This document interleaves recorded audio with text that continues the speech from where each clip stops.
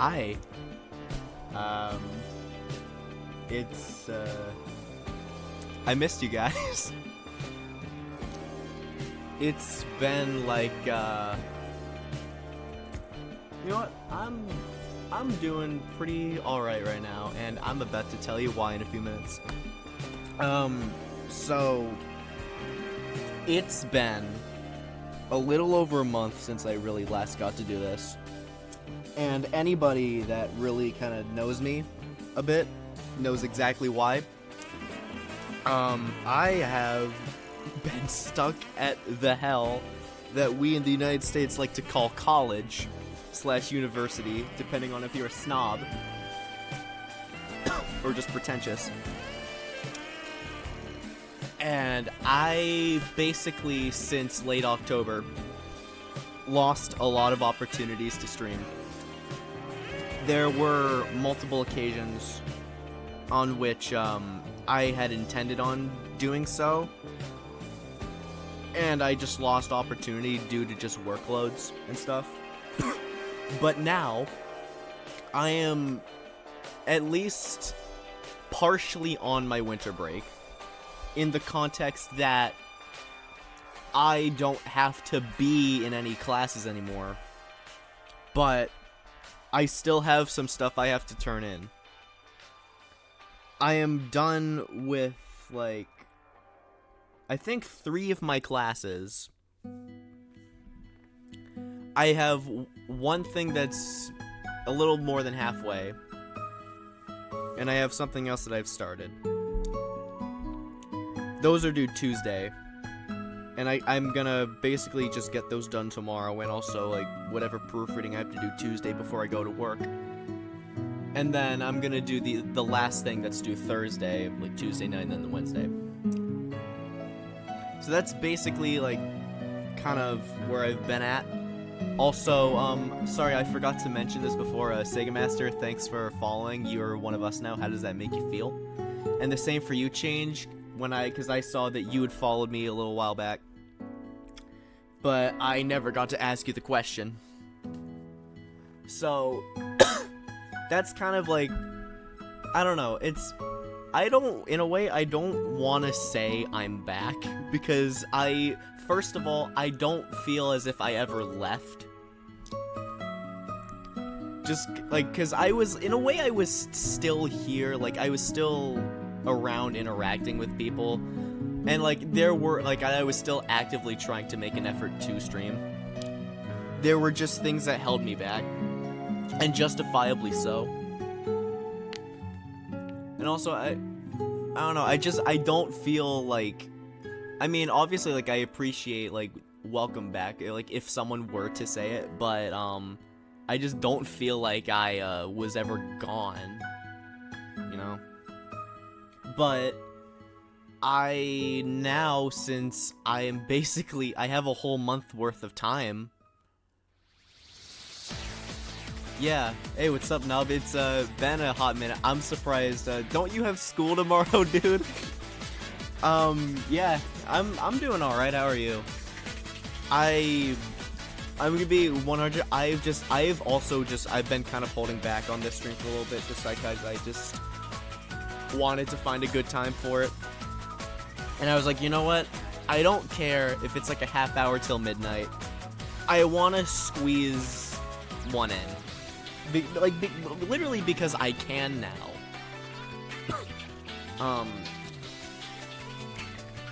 Yeah, it's been good. Nub, I just finished my first semester, at least being in class-wise. So, I'm basically just gonna take this opportunity to kind of just, oh, good job. I'm honestly I could just take this opportunity to just kind of chill, hang out with you guys, just kind of talk about the experiences. Unfortunately, there's nothing gonna, like, jaw-dropping that's happened. Nothing of that sort, but just kind of, like, talking through some of the stuff that was just going on. So, where do we want to start? I guess, I don't know. I guess we could probably just start with first aid. That seems fair enough. Yeah, I saw the trailer. And I've seen all the memes too. I'm gonna be like, I don't know, depending on what month of the release, I might be like an upperclassman. And honestly, I don't know, who knows, maybe I'm actually, you know what, scratch, I'm not gonna forget about it. I'll be like 21, like legitimately. Yeah, you and me both, dude. That was literally like 10 years of our lives.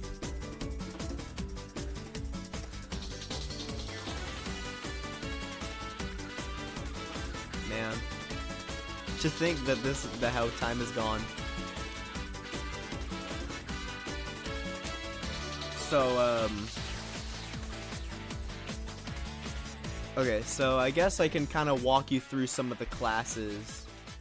How many GTA 5s? What? I don't think I fully understand what you're asking me.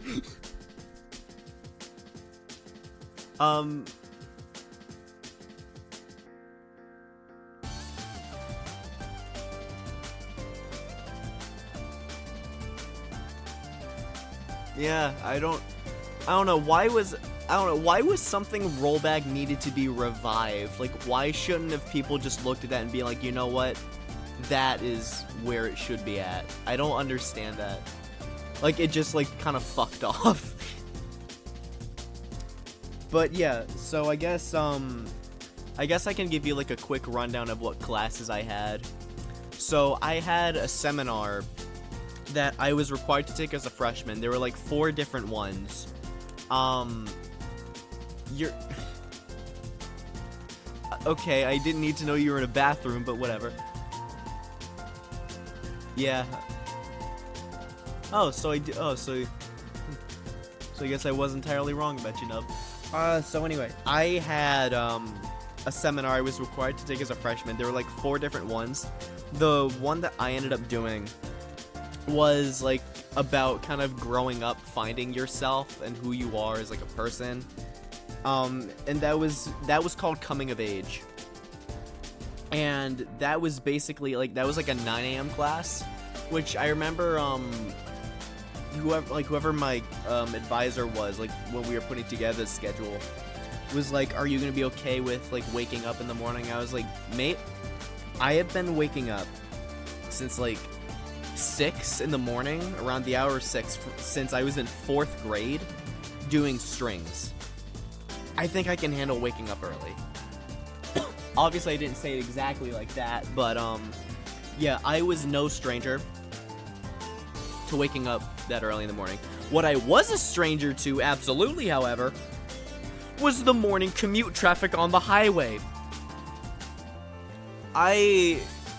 That first day will probably always be within, like, I don't know, maybe top 5 worst traffic jams I've been in. But in a way, still, like, I pulled a big brain with that. In context of, the lane to actually get onto the highway was so, like, jam-packed. And I managed to sneak out of that lane and then back in. So I basically cut in front of a bunch of people legally, and then I got on faster. And it turns out, like, there's two ways to get on where I'm around. I took the way that puts you on, like, the right side, and it turns out that was the smartest decision to do. I didn't even realize it till I got on there, because everything, like, far to the left were, like, the slowest lanes. So I was actually able to not be late for my first class that way. Everything else beyond that was fine. So yeah, It was a good. We had a good professor. She was very like relaxed about stuff. Honestly, I mean, I don't really have like, I don't know. I guess I just didn't really have much to say about her, honestly. She actually helped me because I used to really be into just like watching movies all the time. Being in that class actually gave me an excuse to watch movies again. Because we ended up watching like a lot of movies, like coming of age stuff, for discussions that we would have later in class, and we would kind of like write like very brief things about them. And like a lot of that, like they were like good movies. Like I didn't particularly dislike any of them. Like some of them were like kind of like, I guess maybe like exceptionally received, like especially like the first one we watched was Lady Bird, which I know was like very well received. I just thought it was good. Then I remember we watched, I'm trying to remember them in order. I shouldn't be doing that. I remember we watched Dope with Shameik Moore. That I heard good things about. I enjoyed it quite a bit. I was really happy when the credits rolled and they started playing the Humpty Dance, because that's a song that sometimes my dad and I, like when we're driving home on our Friday nights, will just start blasting and singing too.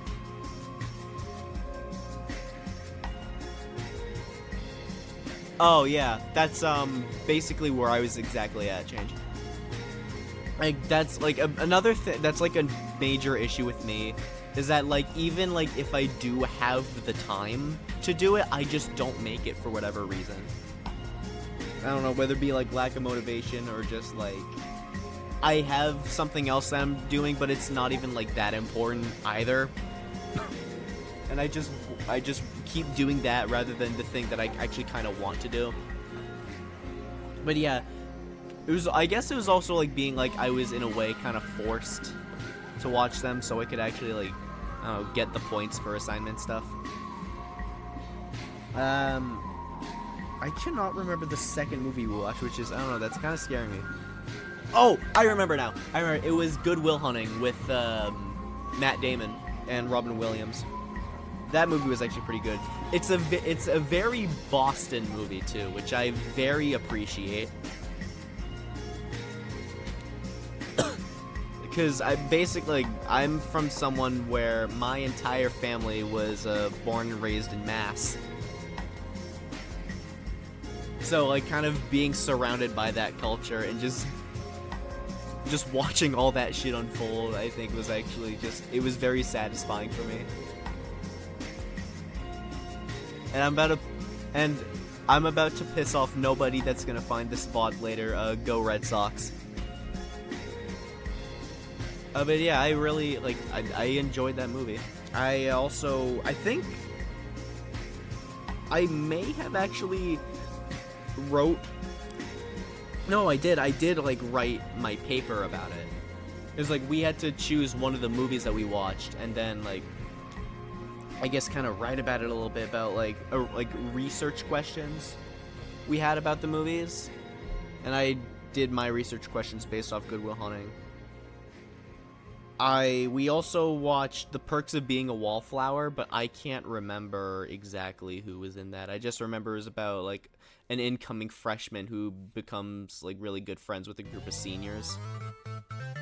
Hang on, I gotta do the Rockaway thing. Okay, there we go. Now, back to movies. Yeah, that movie I thought was actually really good. In a way, kind of dated and kind of maybe cringy, like in its datedness, but I don't know. That's something like you can't really help, because like trends and shit like that, jokes along those lines, like they're like, I don't know, they're definitely like of their time, and that's like, you know, that's almost like an inevitability that it's going to be dated, and you know, like there's nothing you can do about it.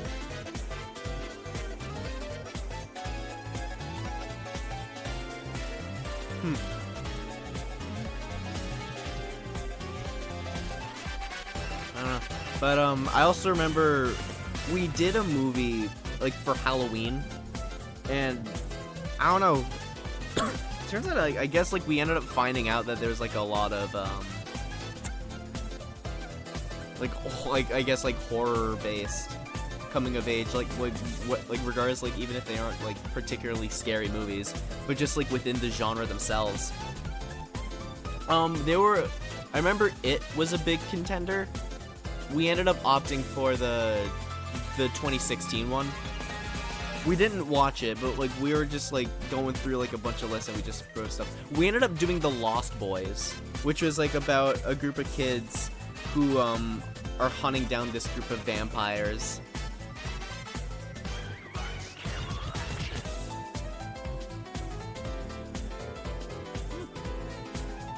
And that movie was very goofy in what it was presenting, but it was a fun watch.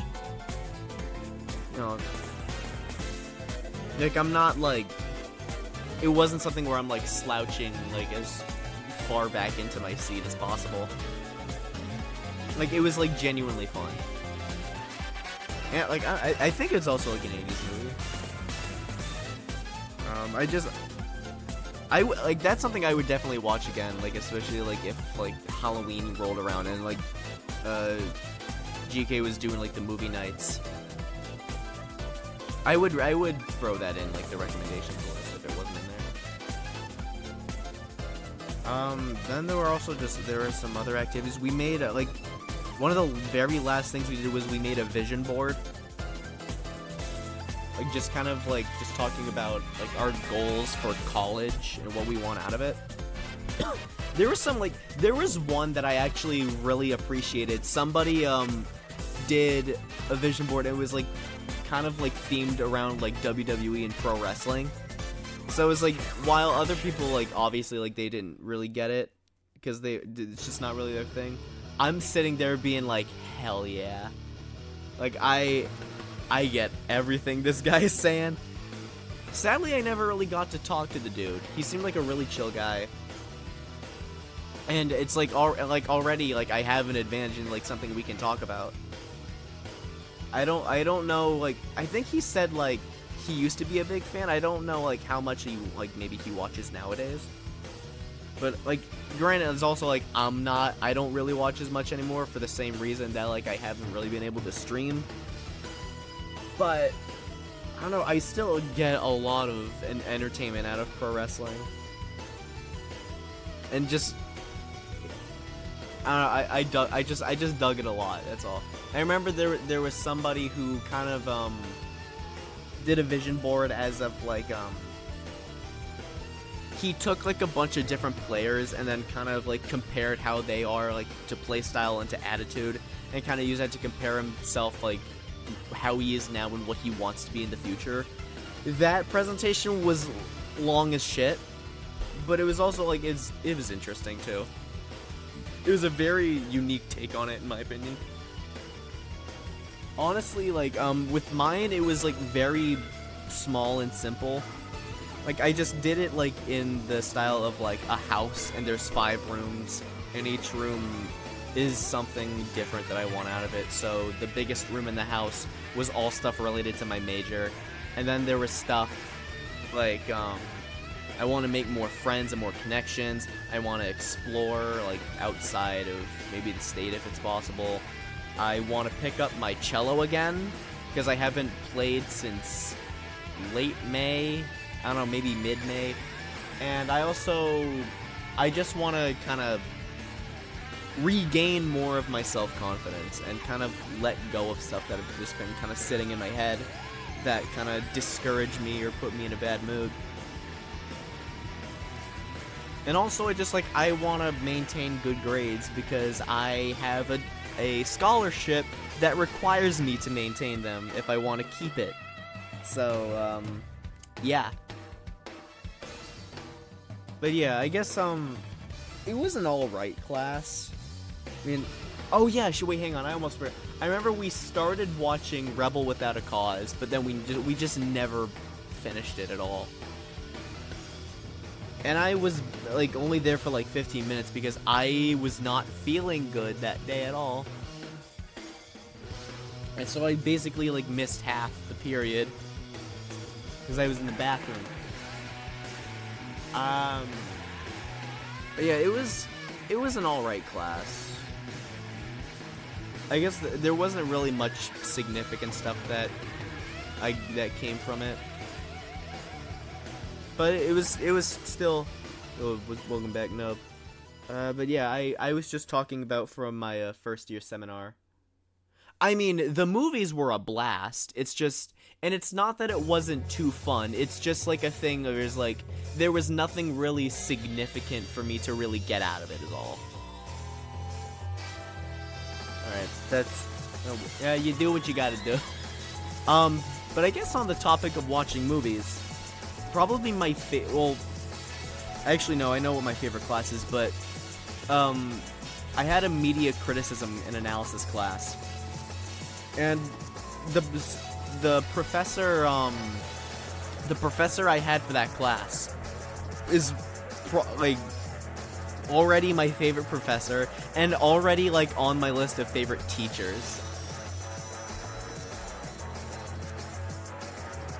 Yeah, I'm majoring in film and media.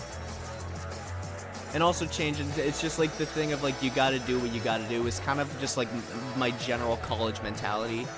Like that's also like the reason why my vision board was so small and so simple is because I don't really have any specific goals in mind. I just kind of I kind of have like, I don't know, mindset of like just whatever happens, you just roll with it and just learn from what happens if it's like not good. Yeah, he's more specific. I think that's kind of like on the lines of like major, but he specifically wants to go into film editing, while I kind of have a more like wider thing of kind of things I want to do. Like I do still like kind of want to work in post, but I'd also be cool with like working in audio as well. So while he has like one specific idea in mind, I do have like some other things that I would like to do. Yeah. So, I really loved my media criticism professor a lot. Because, first of all, she had a really good sense of humor. That I very much respect. And she really pushes you to think deeply and very critically about even, like, small things. Like, we want, like, to find, like, really, like, deep answers to questions. You did the impossible, you say. Tell me, what is the impossible?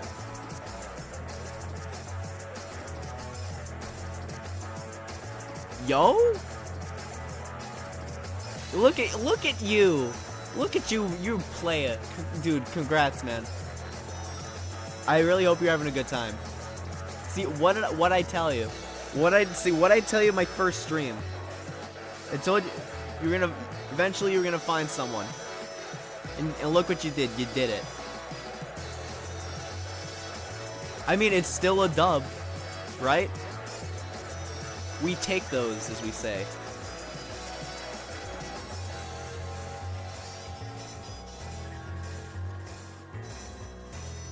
So with I that's like another thing that I just like I loved how my professor really just pushed you a lot to think deeper about these things, just because like it's also like something I'm very much not used to.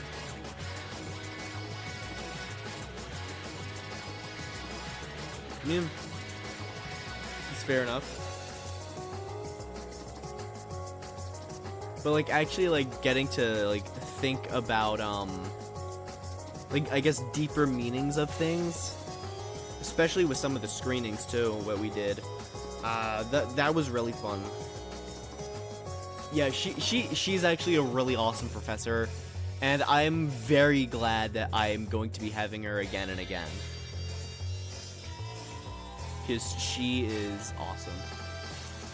And I also remember that class, we ended up doing a couple presentations. I remember one of the first ones I did was, when we were talking about representation in movies. I mean, I know a couple other people that I could praise quite a bit. But Yeah, I remember my first presentation. There were two we did. The first one I did was when we were talking about representation. I ended up doing I did the movie Do the Right Thing by Spike Lee, and I did that as kind of a way of showing like racial tensions and how they're how some of the stuff that happens in that movie is still very much prevalent in today's time. Oh yeah, especially if you're like fat fingering other buttons. Actually sometimes drives me mad.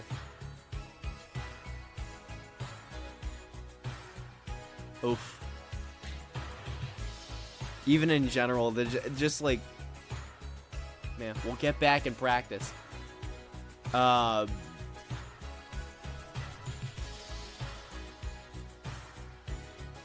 remember oh, yeah. I remember, for Halloween. Oh, yeah, I feel ya. Even then, like, I'm still not safe from fat fingering, because I'll just, like, accidentally hit 2 keys at once. It happens way too much than is healthy.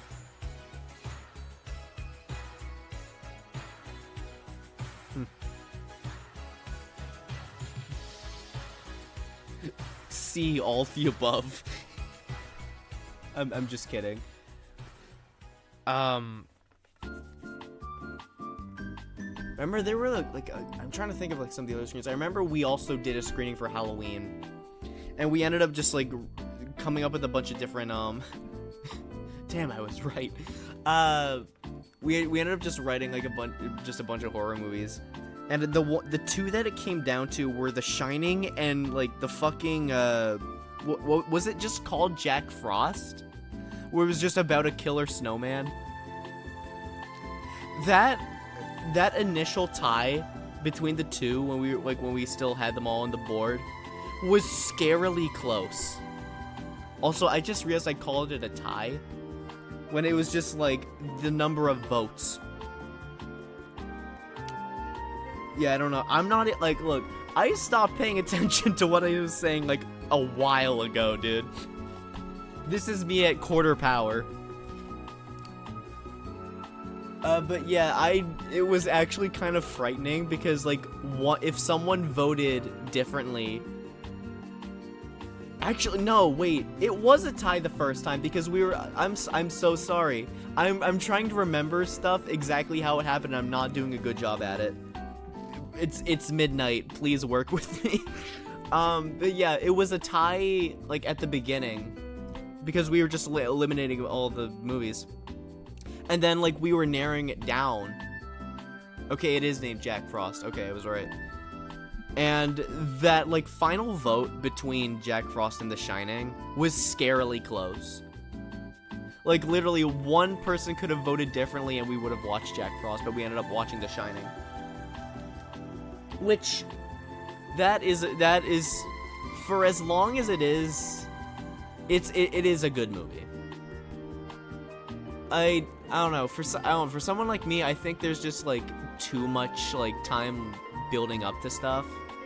Like there's like a lot of walking in the movie, but the difference between The Shining and something like Friday the 13th is that I'm not bored when I'm watching The Shining because there's still like stuff going on that is like interesting, while like Friday the 13th just feels like a really shitty portrayal of Dead by Daylight. And I don't know how they were able to do it, but like the original Friday the 13th I think was like an hour 20. Like it was nowhere near like as long, and it managed to feel the length of The Shining and infinitely more boring. Like I remember Change, you were there. When we were all watching Friday the 13th. Like I was a bit quieter during that because like I was just like so frustrated watching that movie because every time the camera cuts to something, like after like all the sex shit, it was literally nothing but walking. Like when this like 20-second still shot of someone walking across the field is done, it cuts to them walking further. And there's like no build up. Like there's like, well, I guess technically there is build up, but the payoffs are nowhere near as satisfying as like The Shining was. Okay, I'm glad you got that experience, because that, like, even that was like not enough for me. Like, I can't even like watch it in a way where like I can just make fun of it, because it's just like that boring to me. There's like some things that are just like so bad or so boring, like, you know, like some of those, like, it's not like not even making fun of it salvages it, the experience for you. Friday the 13th is one of those for me. And I don't know, I guess it's a campy movie, sure, I guess it's, like we were talking about in class, I guess that's kind of like where, like, some of the cult shit came from. I can't, like, even as, like, a campy, like, ironic thing, I can't get any enjoyment out of it. Like, I would have to have, like, the funniest group of people in the universe to, like, make it salvageable. And it's such a and you know what's even more disappointing is that we like literally just watched Saw before Friday the 13th.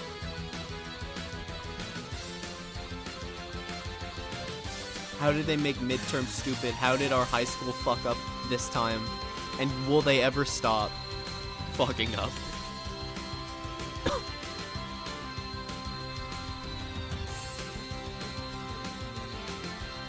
They made... What? Why?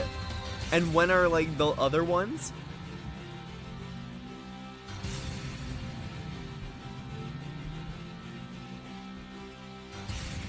No, but that makes, like, no sense. How they do that.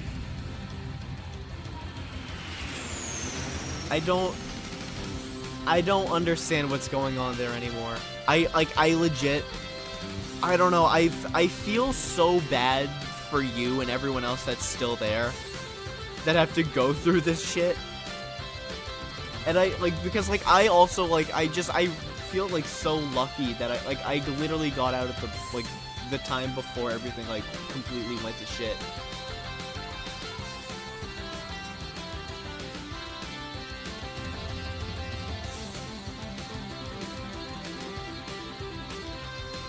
Jesus Christ.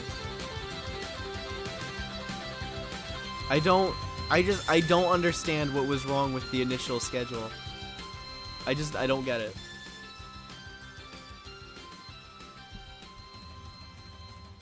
I don't know, maybe I don't pay attention enough for that stuff to care. Like, my relationship with that is basically done since I basically graduated.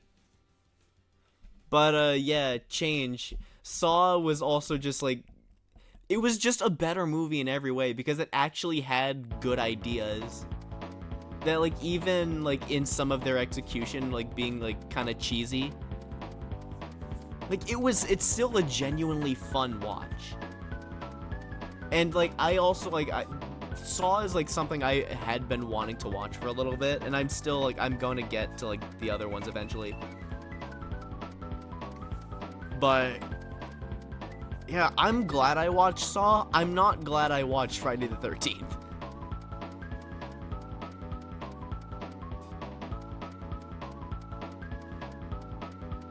What the actual... What is going on with that district? What is wrong with our school? Yeah, like even just like the original Saw, I would absolutely watch it again. And I ended up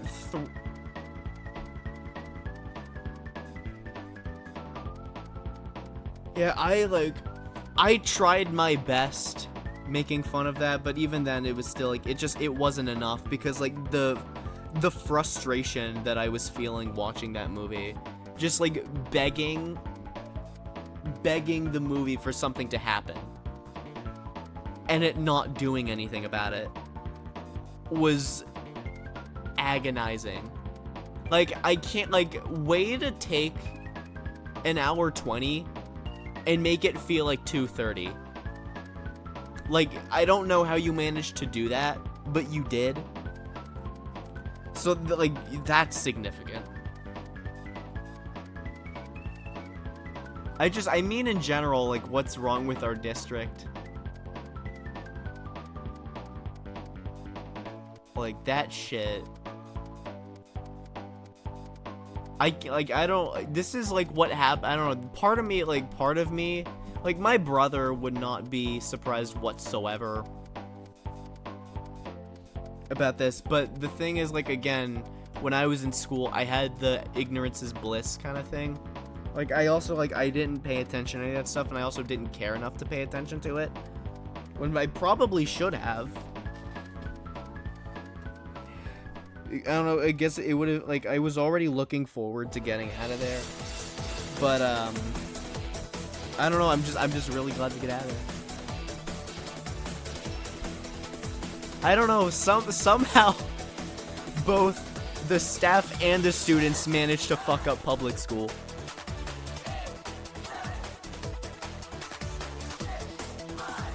It's just, I don't know. Homeschool was always an option, but even then, like, you become, like, socially inept. But most likely. Yeah, I don't know when you get out. But just keep pushing through the bullshit. Cause when that day in May comes, it's gonna be fucking sweet.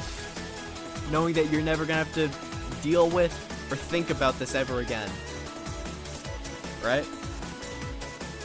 Alright, you get a good... Oh, okay. Yeah, well, best of luck on those two. I'll talk to you later, mate. You know, 8 days... Nice. Yeah. Godspeed, Nub. I'll talk to you later, brother. Alright, I know I kind of got a bit off topic, but Change, what else did we watch in Galaxy? Because I kind of want to think about that, too. I remember I came in, there was one time, you guys were watching Get Out. I came in like, the last half hour, because I was with friends in another server, and we were watching, the Initial D movies. Which, those were fun experiences. They're good, but that's kind of where it ends. I remember they have, like, that one kid character who's supposed to be, like, friends with the protagonist who's, like, really fucking obnoxious. And to my understanding, to, like, the other people that I hang out with who've talked about it, he only gets worse. We only watched the first two. We didn't watch the third one. I guess I mean, like, I should explain it. It's, like, we watched, like, the 2014 and 2015 Initial D movie. Which, those were fun.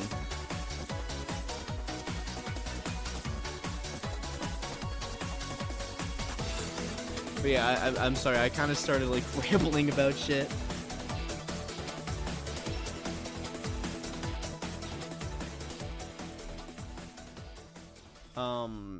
But yeah, I don't know, I guess I'm a little sad I kind of missed as much of a Get Out as I did, because I do have interest in that.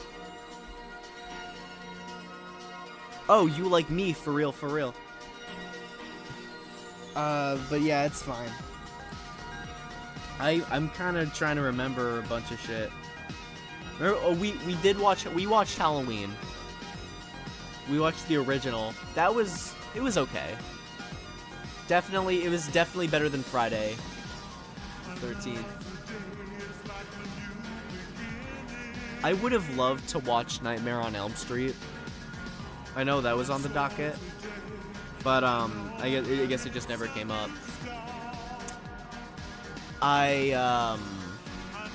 shit.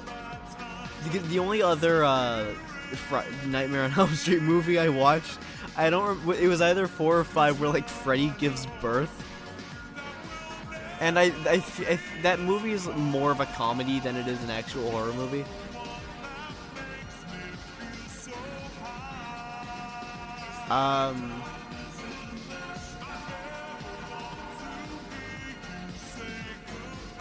Yeah, because I think I think I have them logged too. I could double check that. Because I remember we also watched Five Nights, which I was supposed to watch with like another group of people, but they ended up watching it a day early, and I was that was also no, I remember that was the night we watched Halloween. Was the night they were watching Five Nights, and I completely missed. I was gonna watch it with them. But then I ended up watching it with you guys, which I was fine with. Oh, we watched Scream. We watched Scream. It was Scream, Saw, Halloween, and then Five Nights. Then we watched Get Out. So yeah, we were only missing Scream, which I think is just okay.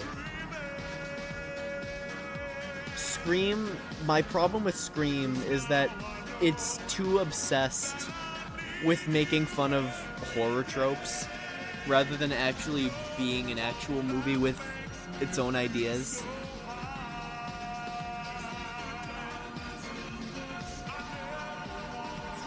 Yeah, I can understand that. My personal opinion, it's like, it's not great. I mean, obviously it's not for me, because I'm like not a fan of FNAF. I'm not interested in the lore of Freddy, but I was still able to get some enjoyment out of it. And although the people in the side chat quoting the memes was also very annoying, I could still appreciate it for some of the stuff it tried to do, even though it did definitely play very safe.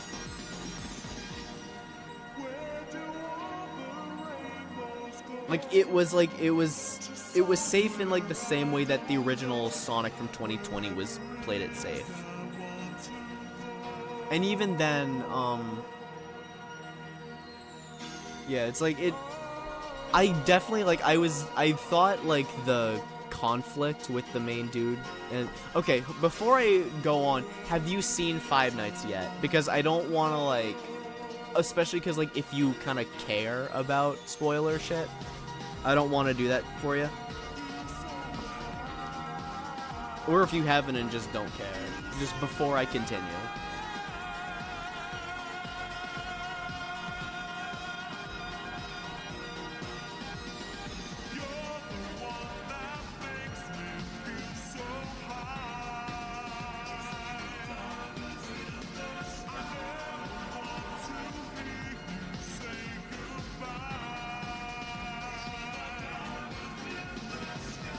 Because I definitely, there were some particular things I had criticisms about, and we all were kind of talking about how we didn't like.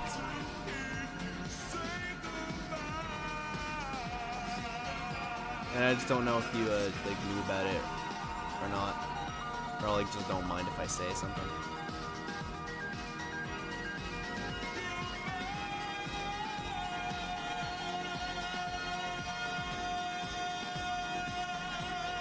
So are you good with me saying?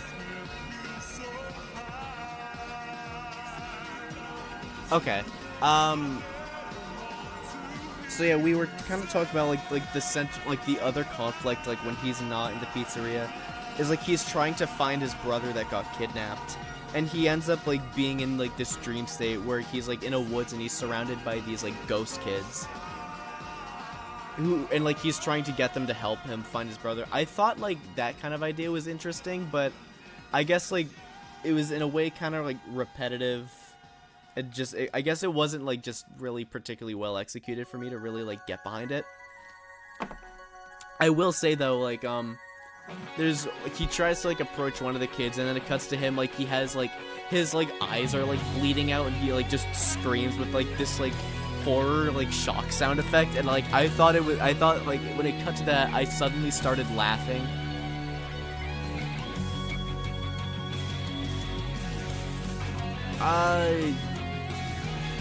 I can't remember exactly. I think something along those lines. Maybe. I don't know. But I wouldn't be surprised. Yeah, that dude, you don't like I remember someone told me like they were like when that scene was coming up that it actually kind of startled them. When that came up, I started laughing. Like, we were all muted, so nobody else knew. I just started laughing out loud to myself. And especially like when like these group of dudes, they actually break into the pizzeria and then like the animatronics basically kill them. I think it had to have been Freddy. Basically takes like one of the girls and then basically just chops her in half with his mouth. So essentially it was like, you know, like the bite of 87 shit. Dude, that shit was hilarious. That was actually my favorite part of the movie. I busted out laughing at that because it was just so ridiculous.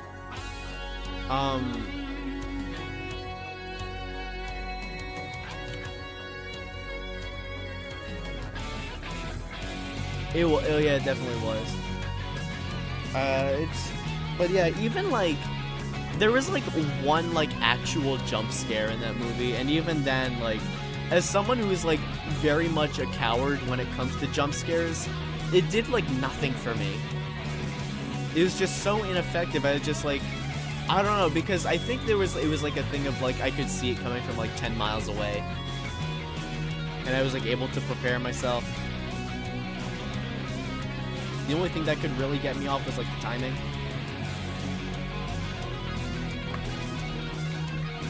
But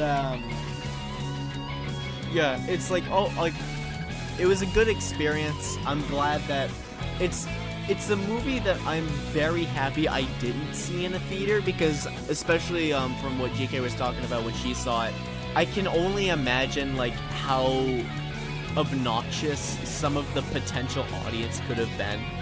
Especially like when you're in an audience full of teenagers and kids that are somehow younger than Five Nights itself.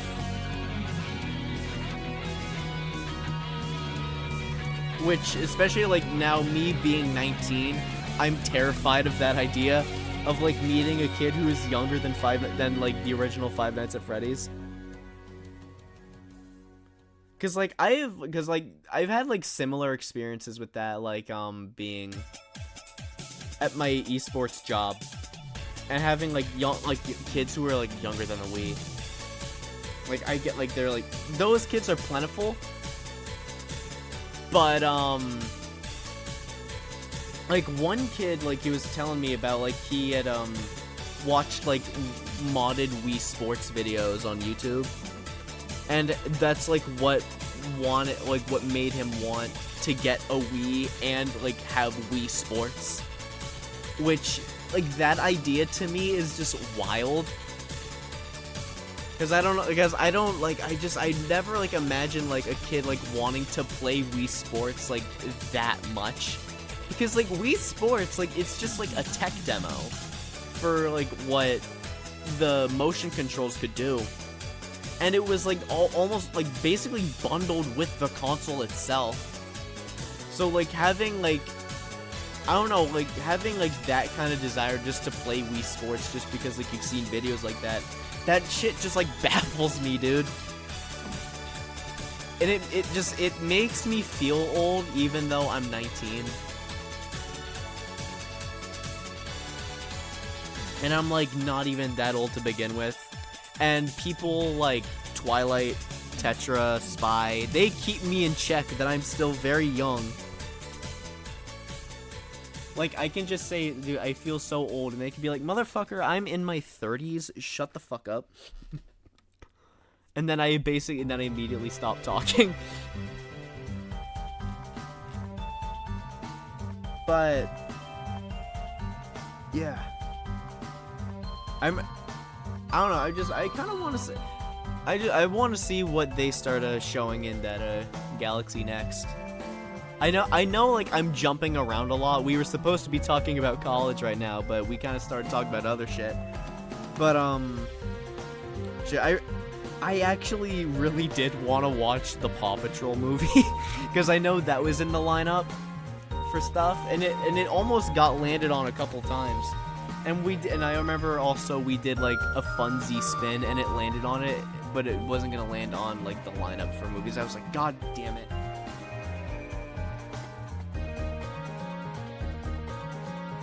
It's just pain, like literally. Like that, like it kicks in like so fast. Like once you actually realize. Yeah, that's exactly why I wanted to watch it too. I mean, honestly, it's like it's not even like a reason for like just to see how bad it is, just because it's Paw Patrol. Like we're like grown people watching the Paw Patrol movie. Like greater chances, like there's not even gonna be like anything like crazy bad about it. It's just like harmless shit, you know? Like it's literally like designed for babies. And like obviously like, you know, not an exemption from criticism, but it's still just like harmless shit, you know? Like I can't imagine myself genuinely being upset about the Paw Patrol movie. Like the fucking Paw Patrol movie, dude. Like that's like to like get like butt mad about it. I don't know, like sounds like you are trying really hard to be like nostalgia critic, or like you just have like nothing good in your life and you just need to find shit to satisfy your miserable life. But yeah, I would like if it's also like, you know, I would watch it with friends if we said we were gonna do it. Like, I'm in another server where Saturday we're gonna watch 8 Crazy Nights.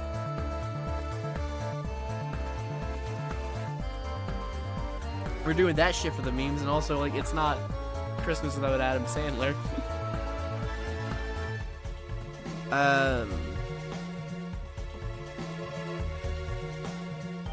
Yeah.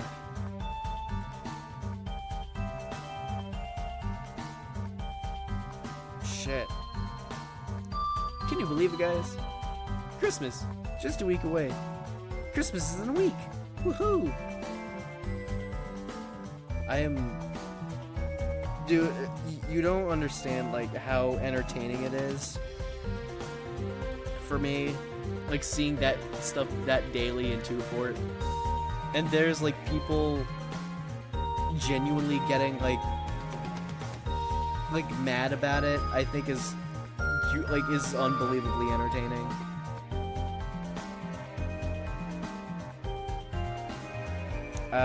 It's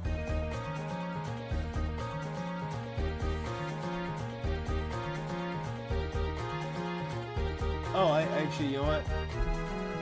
I guess, like, back on, like, the topic of college, my favorite class I ended up taking was, it was just called Media and the Creative Process, and we ended up just working in a bunch of Adobe softwares. Remember, we did Photoshop, we did Illustrator, we did Premiere, and then we ended at After Effects. That class was absolutely awesome. Because it was... Not yet. And I'm not gonna tell you when I did. So... I also, just because, like... I don't know, I'm still, like, also very, like, accustomed to working with Pinnacle. That, like, I don't really feel the need to change softwares right now. Like, if I completely ditched Pinnacle, or if it just stopped working for any reason and it was, like, not salvageable, and, like, no other of the updated versions or downgraded versions would work for any reason, I would probably do it, but that's such like a far-fetched scenario. I'm just like I'll work on it if I'm like on the campus, because like we already have that on there, just like the way the licensing shit is. If there was like a way where I could just like, I don't know, take the license from my campus and just like use my own account on it, like my school account, then yeah. But I sadly would not know how to do that, and I know that there would be forces that are stopping me from doing that.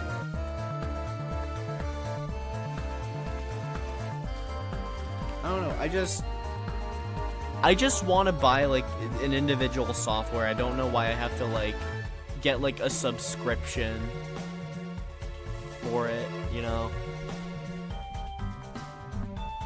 Because also like I learned like the very basics of Premiere Pro. So like I would still definitely need a lot more practice with it before I like converted entirely. Which, and even then, there's still like industry standard softwares that I would probably immediately start using, like if I were like to actually like have a job. So Premiere Pro probably wouldn't even last that long either. Just depending on like the time frame.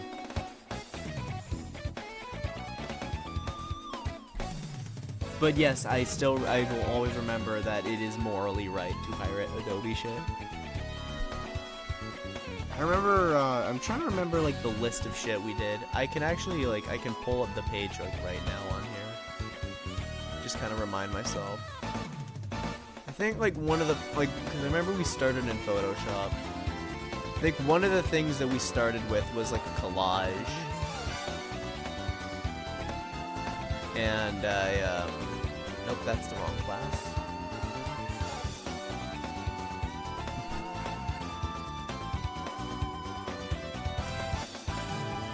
Especially if the company themselves are already kind of shitty. What was my muse? What was that? Oh, I remember this. First, I remember, like, the first, like, actual, assignment we had was just, like, writing a letter to someone who influences us to like kind of do creative stuff, and I ended up writing mine to GK, and then I sent it to her, and like she was actually like really shocked and flattered by it. And then actually like getting into the software stuff, the first thing was that we made was a Photoshop collage, and I made something completely stupid. I think I could probably show it. Hang on a second. Oh yeah, I remember I called it that. It's just called Totally Mature College Level Photo Collage. Hang on, can I pull this up real quick? I'm gonna just show it here. This was what I made. I just took like really like dumb shit and threw it together. And like also like some of the wrestling stuff like right here would be a recurring theme in my projects.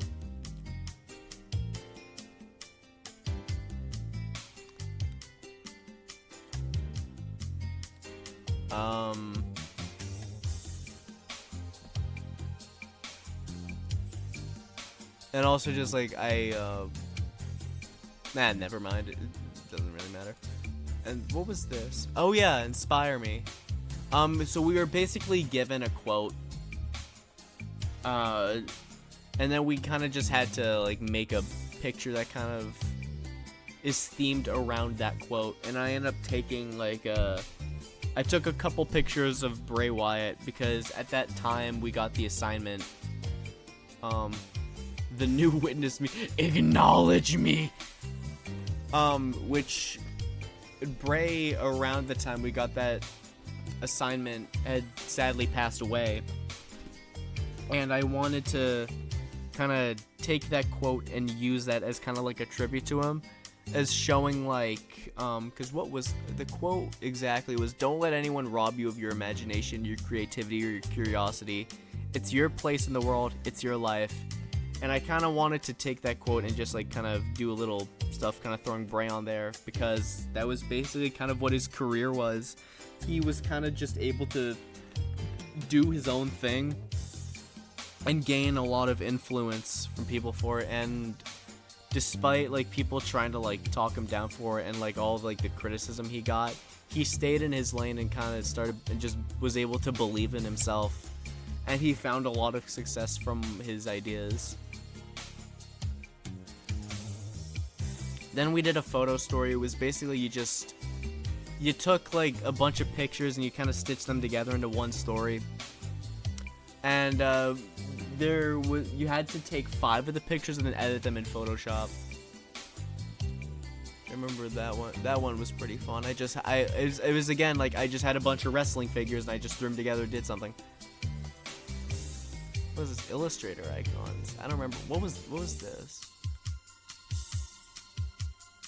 Oh wait, I remember what that was. Like we were like taking like words and like creating images and to kind of go along with them. That one wasn't as fun. The Illustrator stuff was my least favorite. Just cuz like I don't, that's not really like, I'm not really interested in graphic design, and I just didn't really vibe with how that software functioned. Then we made an infographic which basically functioned in like a roulette way. So we were all put on a wheel, and there was another wheel with a bunch of different topics that we could get. So basically, like, we would spin the wheels together, and then like whatever like our names landed on was the topic we had. And some definitely had a lot easier topics than what I got. I remember, like, someone had like top 5 most owned video game consoles, while I had steps in the water cycle. But it's also definitely not the worst one we could have got, because there were also like shit for like steps for planting a seed, rules for passport photos, and like steps of the scientific method. Yeah, this assignment was definitely wacky.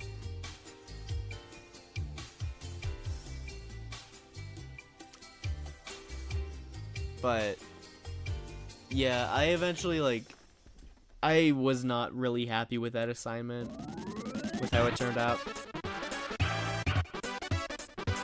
Thankfully, I actually had an option between that and one of my other projects in regards to building the portfolio, and I didn't choose that one. And then there was stuff we worked in. Wait, no, I'm sorry. I completely forgot about one of the softwares we worked. We worked in Audition when we started doing sound and audio. The first one was basically like we just recorded ourselves reading a story. Like nothing really to that. And then there was another one. We did like a sound design where we had to record like different sounds and kind of like combine them into make one environment, which that was fun. And there were like some prerequisites for it. And then we did like a mini podcast, which I did that by myself. It was just me talking about okay, but why what?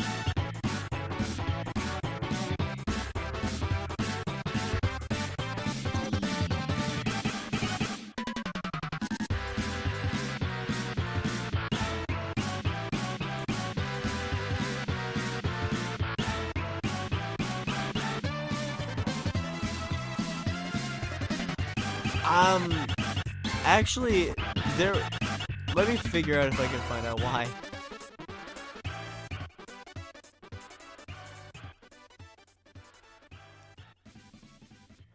I am not incredibly sure, because a lot of the stuff that were kind of requirements in that assignment would end up showing up in the podcast.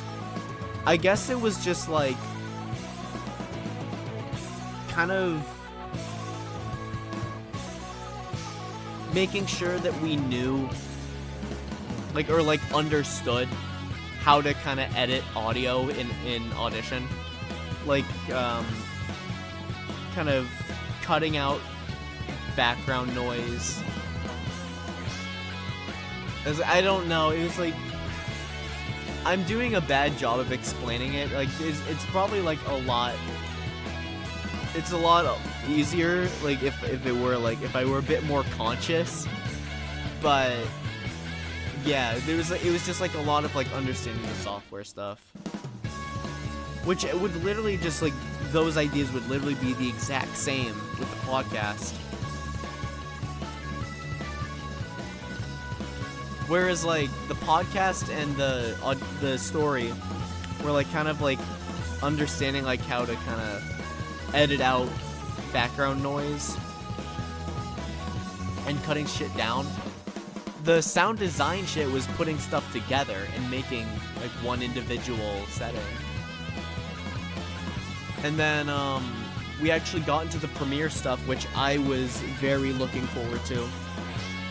Cause like editing, cause like just I'm very like used to working into editing softwares. So like they're a bit easier for me to pick up than something like Illustrator.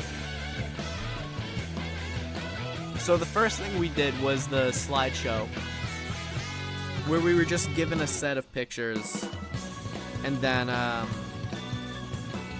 like we had a choice of music, and the slideshow had to be as long as the song was that we did, and we kind of had to take the pictures and then form like a pattern. So like there were like people, animals, and food, like all kind of mixed together. So like you could like put the pictures together in that way, so it goes like, here's a food image, then a person, then an animal. Or if you just did like all the people first and then like the animals and then the food. And it's also like, that's like a thing of like, the thing with like the first two like Premiere Pro projects was just like kind of finding out how people did it differently from you did. Because like one of the first things that like even the professor said, like, that if you get annoyed by like seeing the same shit over and over again, like you're gonna have to like get used to that, because when you like actually get a job in the field, you may be doing that a lot more.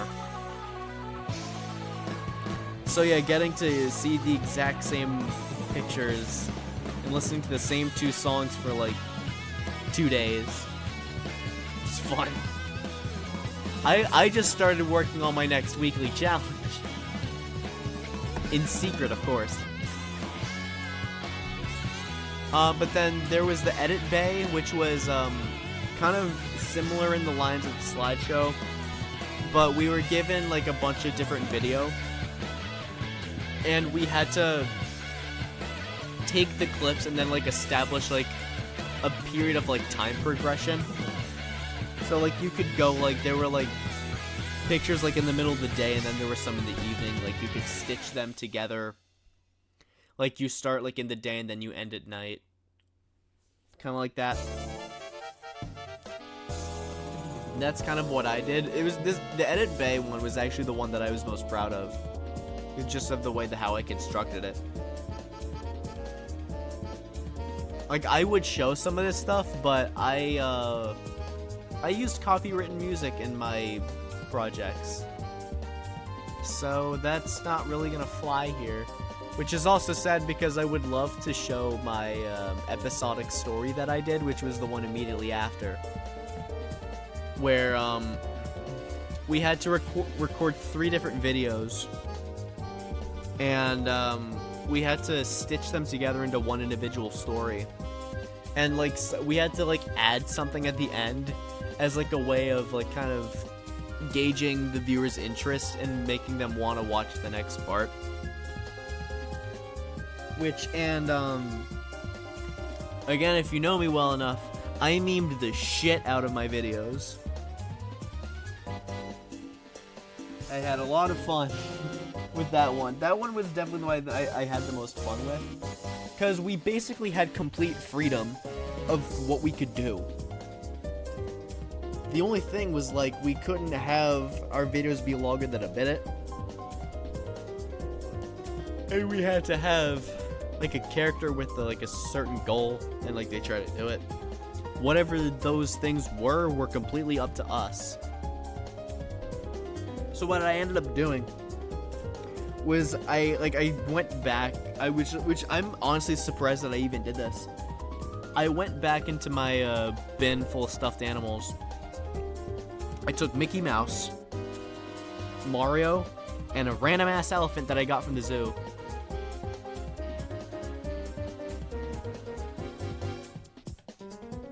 Damn. I mean, I didn't do no writing for the story. Like, this was literally all done on the spot, which was like one of my biggest things I would have done differently when I did the reflection. Like, I would have did a story that had a little more thought behind it, because I actually had no ideas, and a big part of that was because our like freedom for what we could do was basically infinite. And I also just, yeah, I mean, apparently my improv skills are very good. I don't know, I'm very surprised by it sometimes. But I took Mickey Mouse, Mario, and an elephant. I had Mickey just have, like, a bag of M&Ms that he wanted to eat, but the elephant tries to steal his pack. So they end up fighting over it, and when Mickey goes back to the table, he finds Mario's eating them.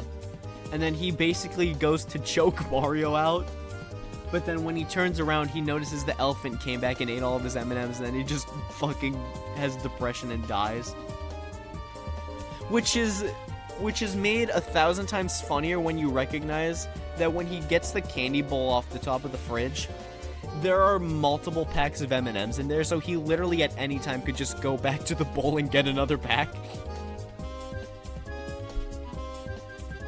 I think that's definitely my favorite part of that I think some people would not think about.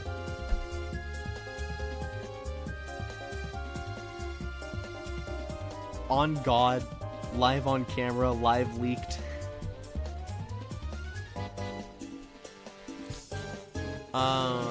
Okay, then there was a motion graphic. We just ended up having to, like...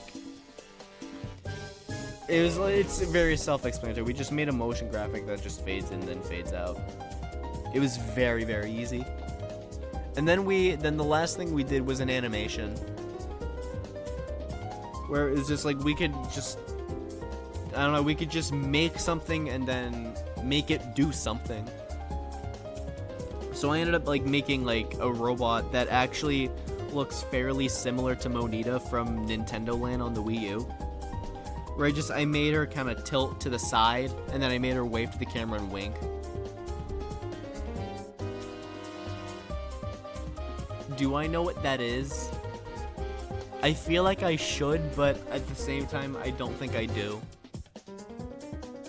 But I feel like saying that you're going to tell me that it's better that I don't.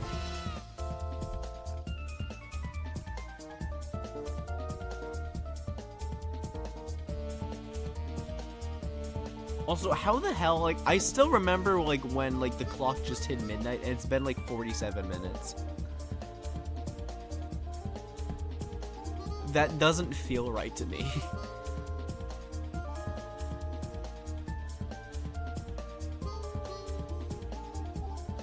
Yeah.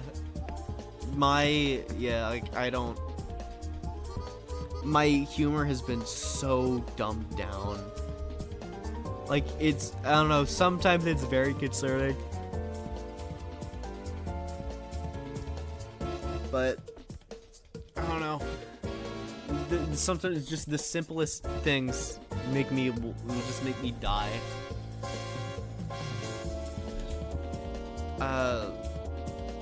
What else was there? Okay, I had a class called Academic Composition. which was basically just an English class.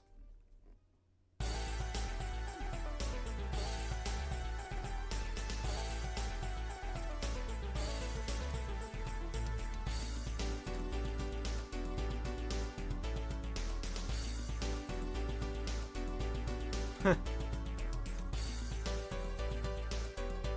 funny. Yeah, so my academic composition was basically just an English class. And most of it, like, basically, like, our assignments, like, were just... We just wrote papers. Which, for, like, as boring as that sounds, it was actually kind of, like, nice for me. Because I hadn't been used to, like, actually kind of, like, writing structured stuff since, like, 11th grade. Like, since, like, when I was a junior in high school. Because we never really... I can barely remember anything from my senior year of English. I can barely remember anything. I just remember, like, our last assignment. That was it. I remember, like, the first quarter we read a story and kind of just, like, I don't know. I don't even remember what we did with it. Like, that class was just, like, such a nothing, and it was almost too easy to pass. And we didn't even have, like, a real exam. They were just more of, like, reflections on the assignments we did. Like, legit, that class had nothing going for it.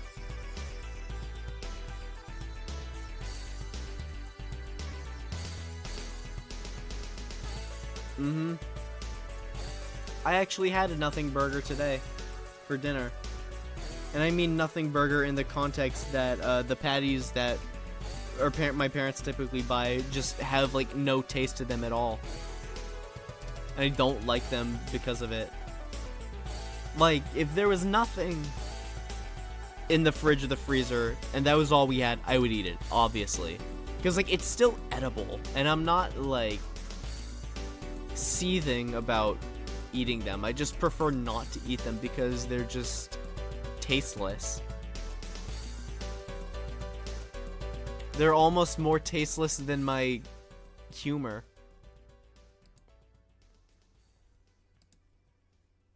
But yeah. So I remember for my papers in composition,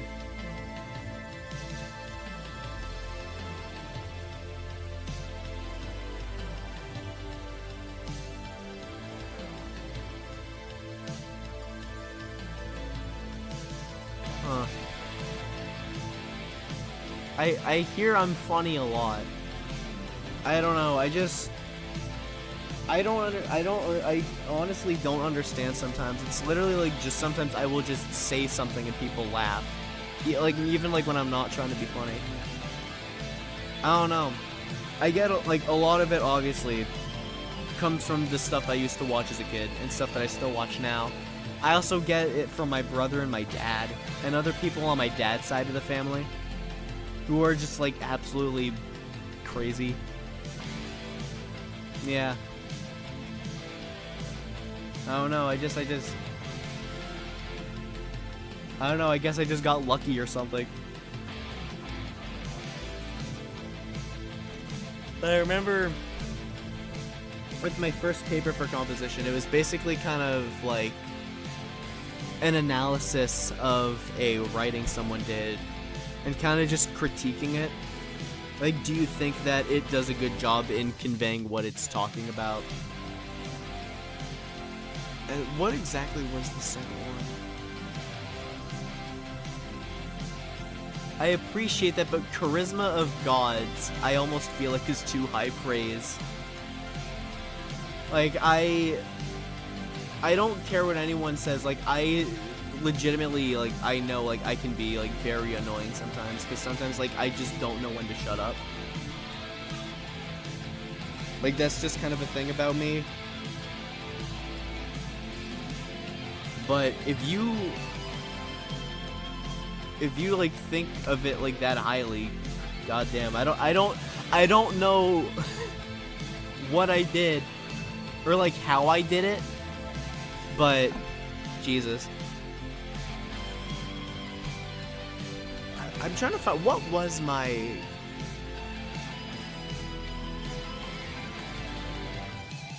I mean, I guess like I just don't really see it that way from like when I've hung out with you. That's my thing on it. I don't really get that vibe when I hang out with you. Like, I legit think you're a really chill dude. And I'm glad we met. Also, you're an Ohio guy, so representing. Brothers gotta stick together.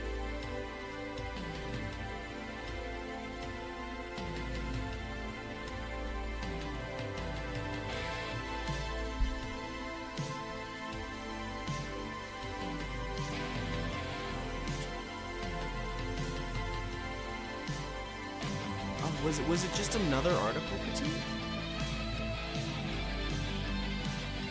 Oh, I guess it was.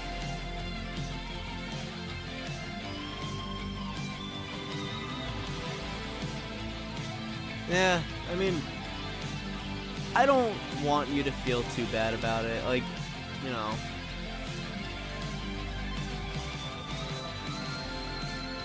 I mean, I would definitely love to if we both had the chance. I mean, and now that, like, I basically have a whole month to myself. Well, I guess maybe not entirely because my granddad's coming over for the month, for the holiday. But I'm still definitely going to try to be on as much as I can.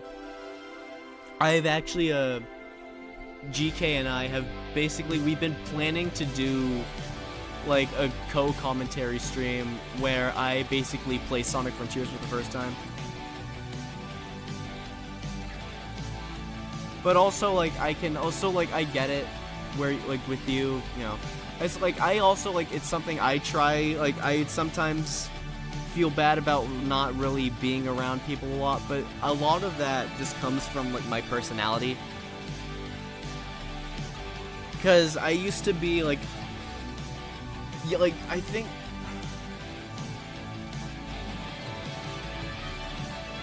I mean, not even. It's just like the only thing like booked per se is just like my granddad.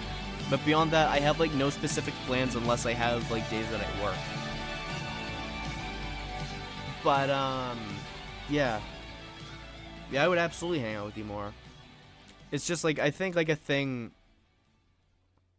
because like if people who don't like actually like really know me, like as well as someone maybe like GK or Biggie, is that I am actually a lot more introverted, and I will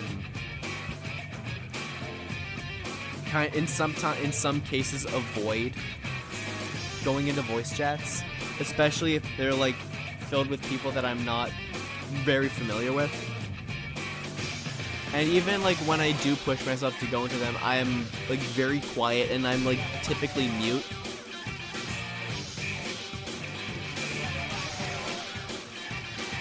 Like like over the past 2 years, I became significantly more fickle about who I hang out with. And a lot of that derives from like past bad experiences from being in voice chats with people. And they weren't even like not even like specifically for myself, but also like other people as well.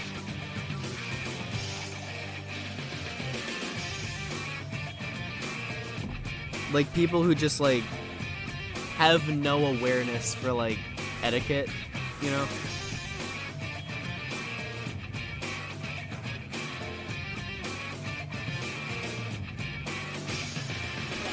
Well, I'm glad to know that you were able to kind of open up a bit more in that way.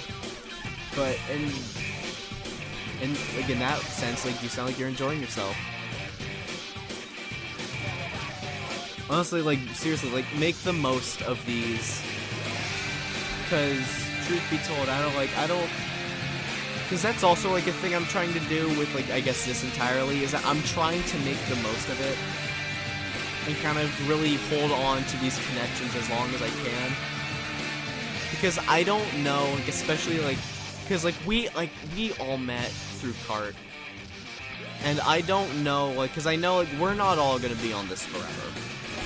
Like, and I also don't like know how long some of these people are going to be around for, and I don't know if I'm ever gonna lose contact with them. And even just like generally like these communities being around, I don't know how long that's gonna be for.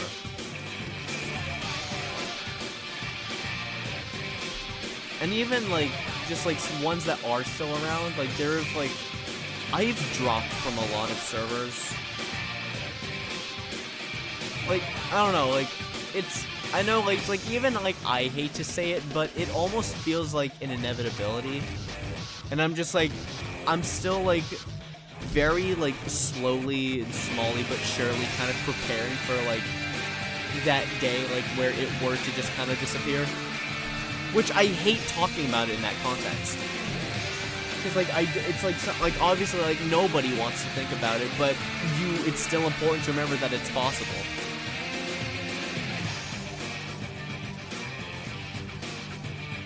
And that's like another reason why like people say like, you know, make the most of these experiences and just kind of make them things that you hold on to for the rest of your life.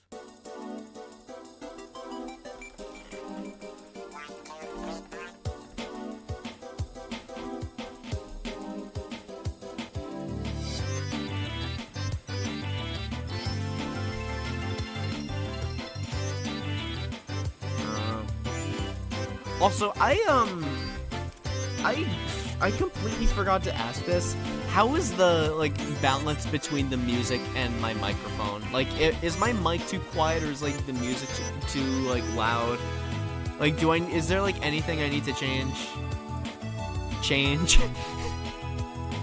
Because if there is, I'll change it. Ooh, look at me, I'm Mr. fucking funny. All right, cool. Look at me being clever with names. I'm here all night.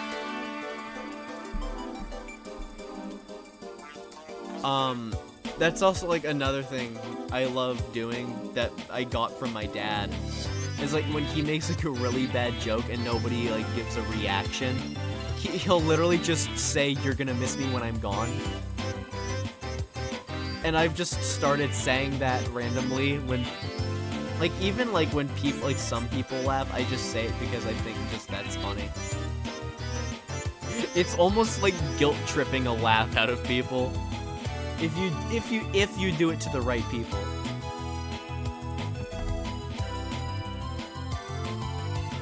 That day I'll be proud of if I'm able to pull it off.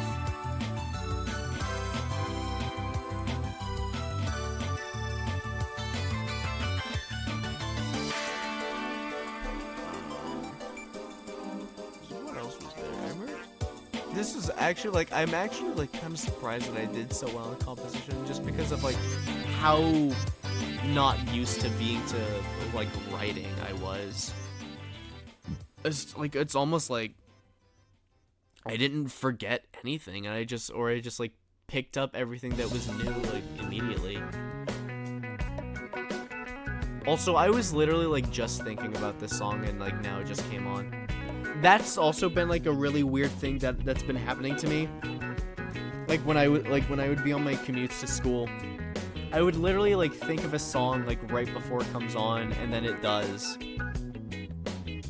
It's just like you just have to think it, and then God actually takes control of your Spotify.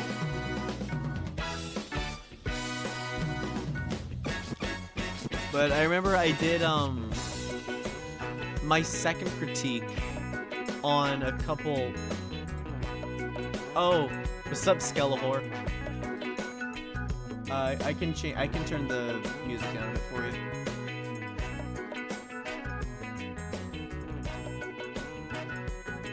Is that good?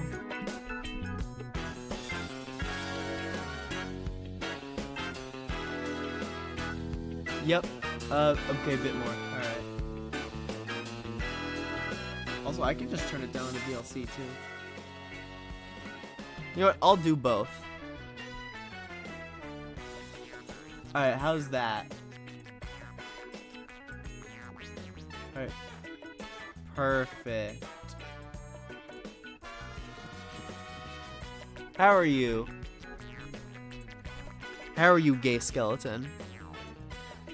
I missed you. I'm glad that I get to see you in this way that does not involve you living in my walls. You finally decided to acknowledge that there was perfectly comfortable furniture that you could be staying on.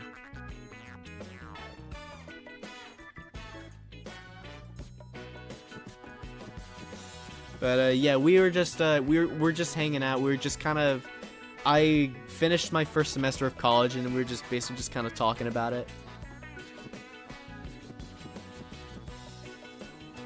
Damn.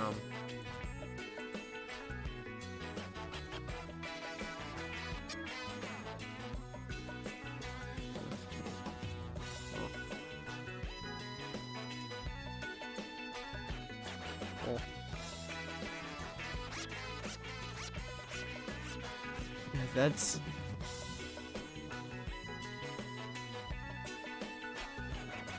Oh, yeah, I can imagine. Remember, like, taking those, Oh boy. PK is Eustace. They don't tell you that.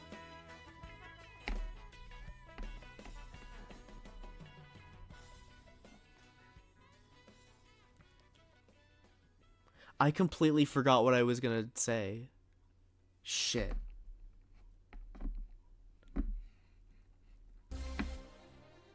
Oh no, I'm screwed.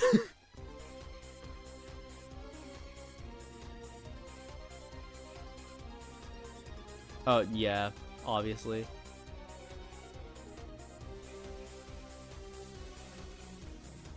But yeah, I'm just hoping you can get some of that stuff sorted out.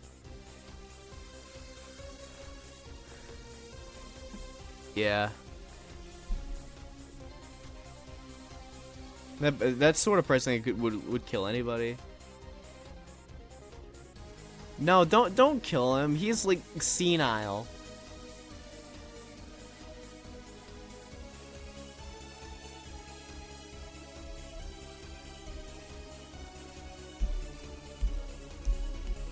So I'm trying to like. Yeah. Oh, I remember what my second article critique. Well, I remember like my first article critique that I wrote for this class. Oh yeah, I know like you and I doing something together. Like it's been in the back of my head for a while. It's just like been a matter of like when do I reach out and what do we want to do? Which obviously like I don't know. We've done a bunch of stuff in the past that were like more like recorded stuff, but so like it shouldn't really be that hard, but I don't know. I mean, like if like all else fails, we could just do some of the stuff that we did before. Like I remember you and I tried playing Project Justice, but I was still on a laptop at the time. So my laptop did not. I've played Superstar like maybe once or twice, but that was like the demo on the Smash Wii U. I enjoy Kirby games, even though they're like crazy simple, I still can like get a kick out of them.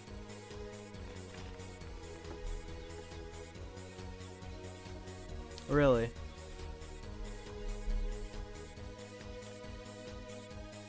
Wednesday is when my granddad shows up.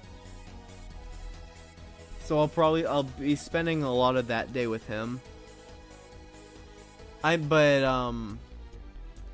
If I get a moment, I could probably slip in for a bit.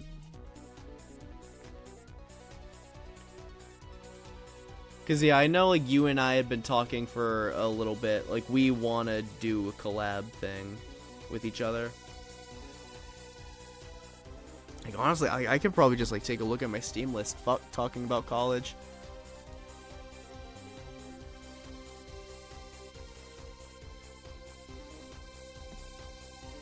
Oh, alright, cool. I think, you know, I would also, like...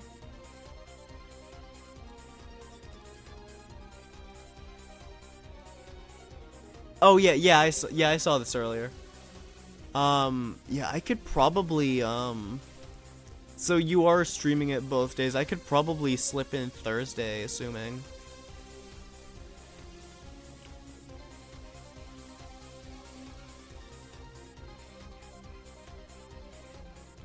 But yeah, yeah, I'll just let you know what happens. Would you also, oh yeah, because I almost... Yeah, that's cool.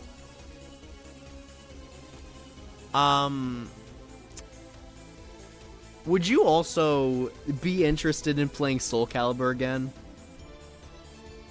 Because I remember you and I, between doing the story mode in 2, and just generally, like, when I showed you 3, we ended up having a lot of fun with that, and also just, like, gushing over the booba women in the shops. That only you and I know about.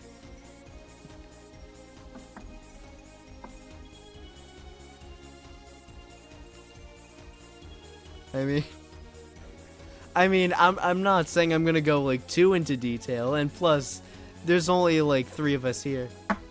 You're right, PS2 physics are something else. Oh my god. And then there's, like, that side mode where you just literally get to beat the shit out of them. But those fucking bitches are fast. And they punch hard, too. Like, I remember playing it for the first time, and then it's like you get to, like, the third bitch. And, like, she is annoying to deal with.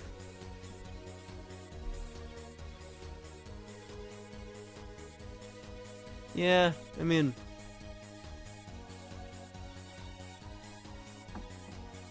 I haven't had, like, too many issues with it, fortunately. Even, like the final boss of the arcade mode... It's like he's similar to Inferno in like the context that he's like not even that big of a deal. I've heard significantly worse things about like the secret final boss, which I can't even remember what his name was. But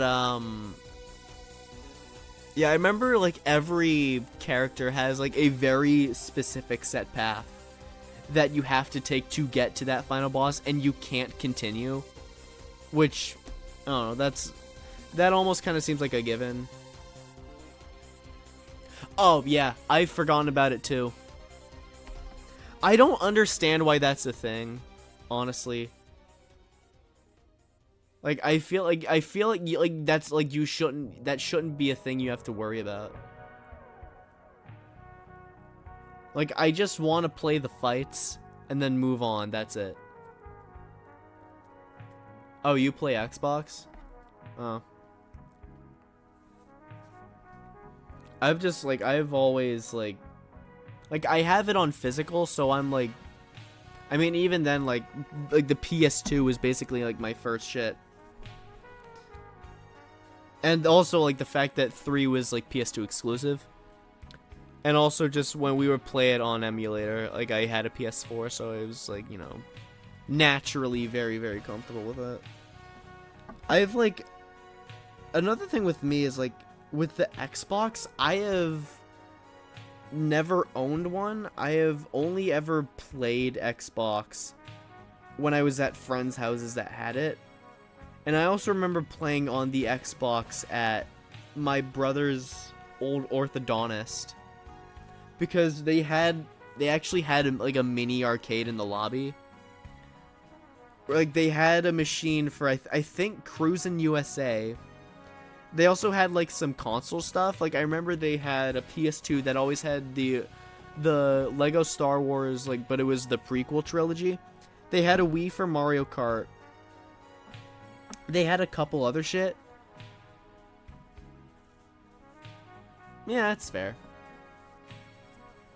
I remember they had, like, this actual, like, cockpit for Star Fox 64, Like, there was, like, this little, like, you just, like, it was a little box, you just sat in it, and it had the fucking, like, steer shit.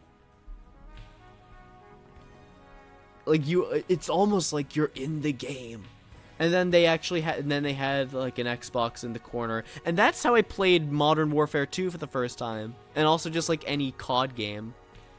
I did, yeah, game real. And, like, the best part is I literally, like, did that shit behind my mom's back. That was, like, 7 or 8-year-old me playing a COD game. And I think it might have actually been one of the first M-rated games I ever played. I think, like, the funniest part to me for it is, like, my mom, like, obviously, like, didn't want me playing those games at that age, but also wasn't so, like, mega pissed about it. I don't know, like, she could have, like, easily gotten really mad at me about, like, playing those games behind her back. But also, in a way, she could have been there with me, dude. She could have, like, watched me play those games and kind of stuck with me, seeing what I was doing. But nah. She had to do other shit. She had to do the puzzle. Like she had to be a distracted parent.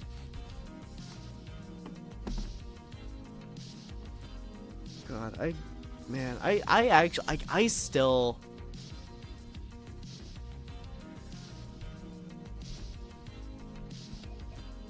Man. I remember, like, seeing videos of MK9 when I was around that age, too. Like, watching, like, all the fatalities. God, that shit hit differently, dude. I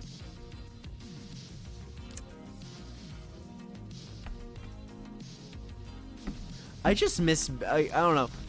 Being young, obviously, like, it had its, like, restrictions and some of its hardships. But, like, I still, like, miss the simplicity of it. Like, I still sometimes miss watching, like, Elliot Goes to School and other, like, Kitty 0706 videos behind my parents' backs with my brother. Like, I miss those days so much. And, like, and also just, like, watching Vanoss. Like, just, and, like, really old YouTube poops. Just stuff in general that I wasn't supposed to be watching back in those days, but I did. And we were very good about hiding it.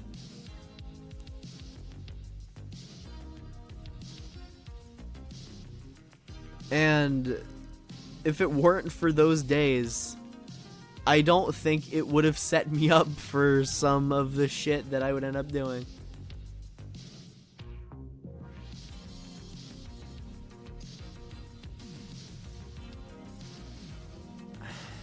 And look where I'm at now.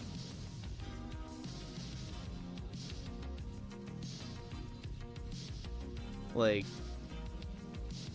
sometimes, like, even, like, 3 years, like, a little over 3 years later of me being here and just doing all this crazy shit.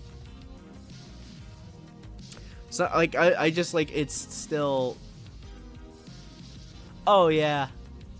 Him too. How did I actually... How the fuck did I not mention Filthy Frank? He's a guy that, like, I still go back to sometimes. I literally, like, watched one of his videos, like, last week.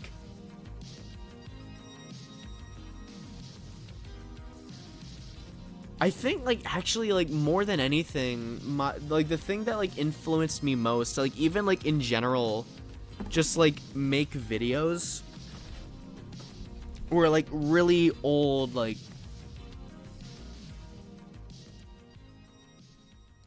you know what, PK? You seem like the kind of guy that does remember Shut the Fuck Up by heart. Welcome to the rice fields, motherfucker! Oh yeah, another thing I miss about being young. When my voice was still high as all hell, I used to be able to do a Sammy Classic Sonic fan impersonation flawlessly. That was the only thing that I liked about my old voice. But now, because, like, I guess like 13 years of like doing those stuff and screaming basically like kind of, I don't know, I guess kind of killed my voice, and also just puberty, also because like damn, puberty got hands. Man, come on, don't say that. I think your voice is alright. I mean, I would also, like, obviously, like, I would love to, you know, don't say that about you. I don't know what you look like, but I still would imagine I would disagree with you.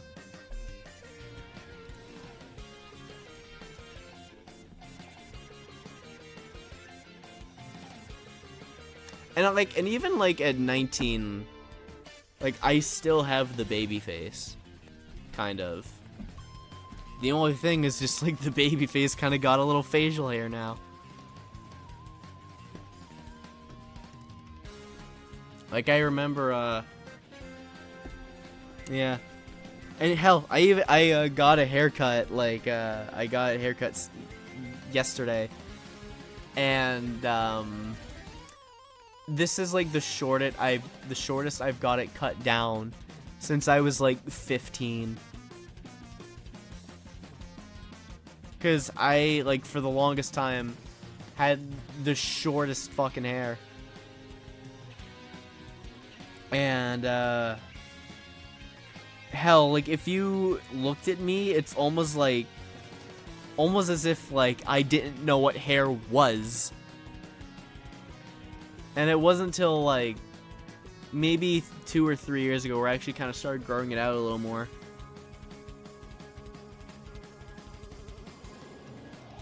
Yeah, I remember we did play that 2 years ago. I still have the recording. The only thing that I don't have is our commentary. Because I remember you were like, just because you record like the video and then like our audio separately.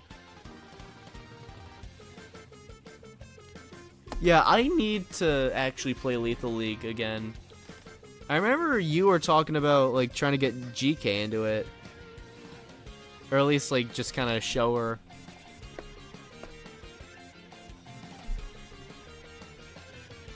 But that's also just like a general thing. Like I want to play that again because that game is actually really fucking fun. Yup. That's how they get you.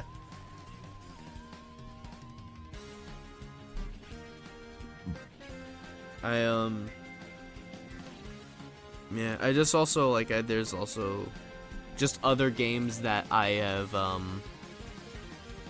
that have just kind of eaten my time. Like I'm trying to get back into Earth Defense Force cuz I haven't played that since like July, but like I just like picked it back up yesterday.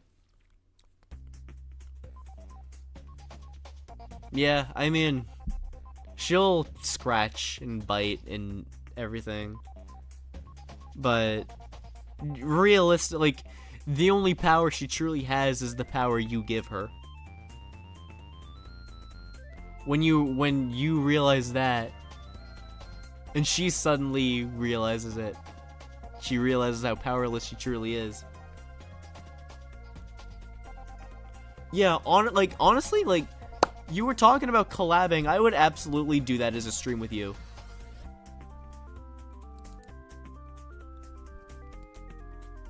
Cause that game is like ridiculously fun. And I know you have 4.1 specifically. Yeah, that's fine. I also very recently Mocha got EDF 4.1. So I can imagine like maybe you, me, her, and GK. Yeah. She also has EDF 6 on her wish list. At some like if another sale goes on, I would like to. There's a couple people that I need to gift EDF to. I would gift her EDF 5.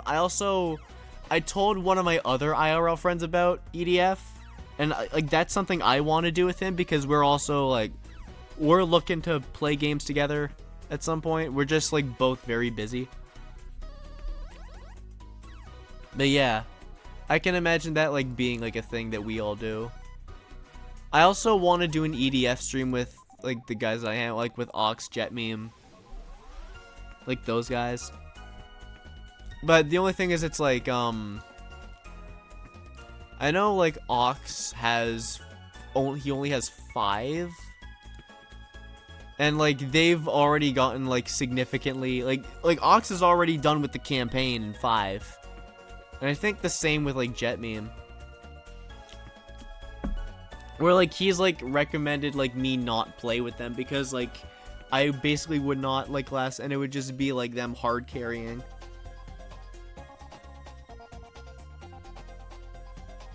And I remember I also like I ended up playing 4.1 with Jet at one point, and we basically ended the night by him like dying in the Family Guy death pose.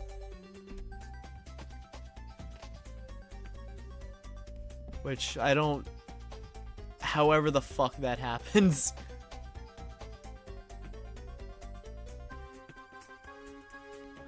Like, I'm gonna be 100.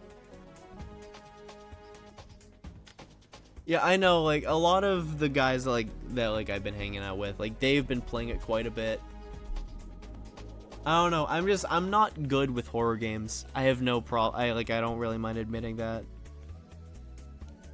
Especially if it's like really like up close in your face. That's like why I'm not really, because a lot of the horror games I see are just like first person. I don't do good with that.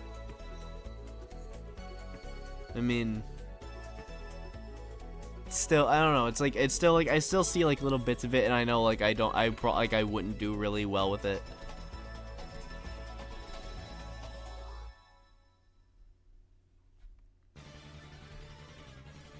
But like I honestly I don't know what took me so long to get into EDF. Cause I've known about it for years, cause I would always watch my brother play it on the PS3. And I guess I just like never. Well, also I guess part of the reason maybe would be because I was still a lot younger. And if my parents walked in on me playing that game, they would not be so happy about it. And it would be a lot harder to hide. Especially if he wasn't in the room. But I don't know, like even like having like Steam and just like being like with them being okay with it, I just never thought about it. But I'm so glad I ended up picking it up, because these games are like absolute riots. But I could also like understand why people would get turned off by it, especially just like with the like massive bugs that you shoot, especially like with the spiders.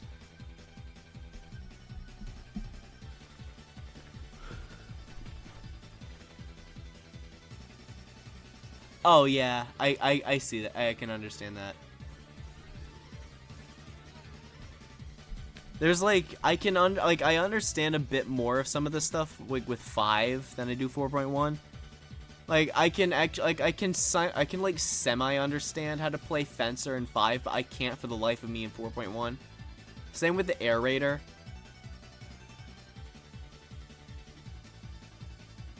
Yeah, that's fair.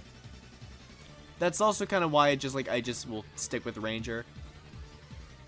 Cause like it's just simple enough for me. Like I don't really feel like I need to like go past that. I've played Wing Diver a couple times, but I'm not really down for like their playstyle. I think just like having to like constantly be watching your energy between flying and using your weapon, just like it doesn't work well with me, and especially because with how low of health the Wing Divers have, and a lot of their weapons, like just some of the stuff that you'll typically grab on like something like hard, just do like no shit damage.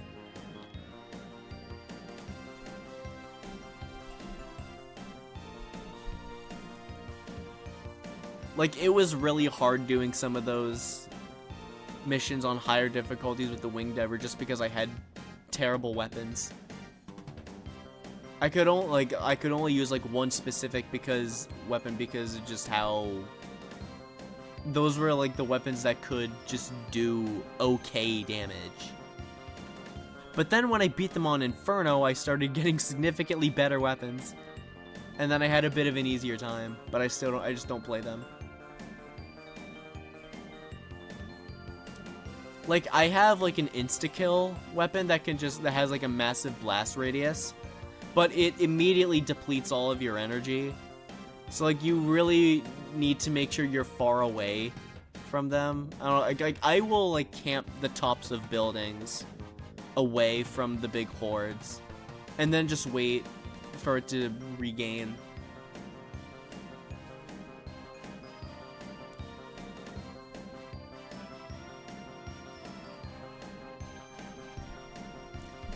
I also think just like in some of I guess like gameplay stuff, 5 is so much better than 4.1 because 5 is significantly less grindy.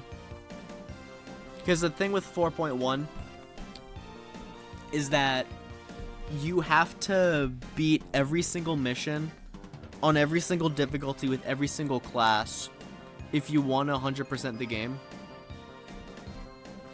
And with 5, you can just play the missions once on like the higher difficulties and you automatically beat it for the lower ones. I can't remember if like that like extends to classes or not, but it's already like chops down a massive amount of work you have to do. And another thing with 4.1 is that you only get the stuff you collect from the enemies if you complete the mission, whereas like in 5 you can collect a bunch of shit, you can die, and like when you retreat you still get all of it. So like that also saves like a massive headache, and it also doesn't make you feel like collecting all of it was a waste of time. Whereas like in 4.1 you can collect literally like every armor drop and every weapon that there was. You can die to like the last enemy and then you completely lose all of it, and it was all just a massive waste of time. Looking at it from that perspective definitely could like shut off somebody, especially if they're like a completionist. But that's not why I play EDF. I play it for like the absolute chaos, and that's, I feel, how EDF should be played. I'm not gonna be that dude who tells people to like how to play a game, but if I'm gonna have fun, I need to be able to just enjoy the absolute batshit stuff this game offers, and that's also like why people love it.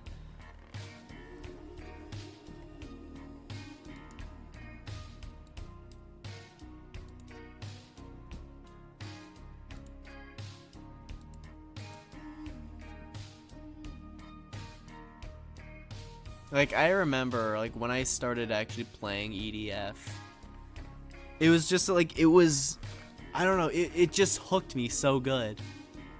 Like, once I started, like, I even got this earlier today, too. Like, when I start playing, like, I almost don't want to stop. And I actually have to force myself. Just because it's, like, I just think it's that fun. Like, sometimes, like, even, like, if I don't have a good reason to stop myself, I still will. Just because, like, I don't want to be on... Like, as much as I might like the idea on paper, I don't really want to be, like, spending, like, a whole day on EDF. Because, like, I also have other shit I need to take care of. Which is what helped me, get off of it early today, because I still have shit I have to finish for classes.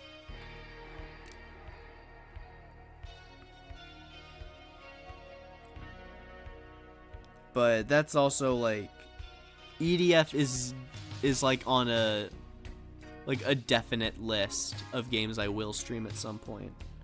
And it's also like gonna be one of those games I stream multiple times with multiple different people. Like I could probably do it with GK, you, Mocha, some of the other guys, but I also really want to do it with the guys.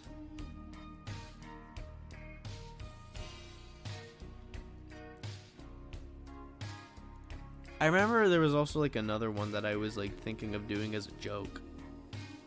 Like I wanted to do for my birthday, the initial plan was to do Pac-Man Fever.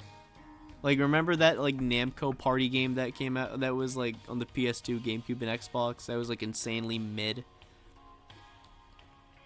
I wanted to do that for my birthday, but I felt like that nobody would want to join in on that, so I ended up doing Mario Party.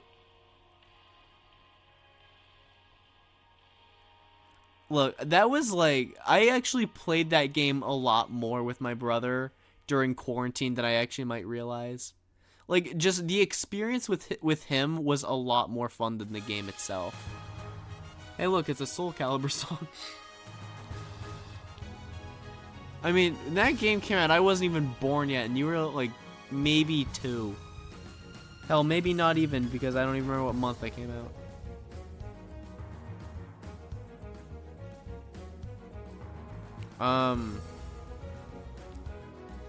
But like even then, like for like how mid the game is, I mean, it is. Like I genuinely do want to try to do a Pac-Man Fever stream at some point, and I feel like I know who I could ask that would be down for it. It's just about actually doing it.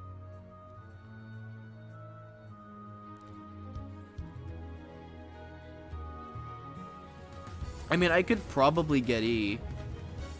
And then it would be like, I don't know. Yeah, do you think, I mean, my only, like, worry about, like, this would be, like, connection-wise. Like, do you think Astro would be down for something like that? Because he's also, like, someone that I need to hang out with a lot more. And I think, like, he would probably be able to get down with something like that. Again, like, my only, like, concern would be, like, connection.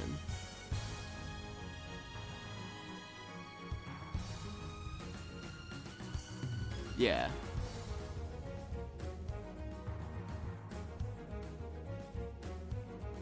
I just, like, I just need to do more stuff with Astro in general. I don't hang out with him enough. I mean, I just have to look. I mean, I could probably just do. I don't know. I know like an easy way to summon him though. That like that's like kind of common knowledge. Like I just have to do something related to Pizza Tower, and he will literally like spawn like right behind my chair.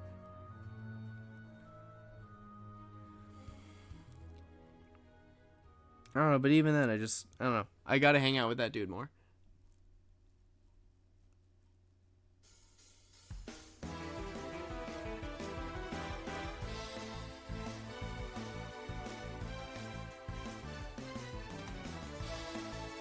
Yeah, I know like reaching out more, but I don't know. The thing, here's my like again like my thing for again like my thing with streaming is like I talked about it a couple more. Like I'm only doing this as like a hobby kind of thing. Like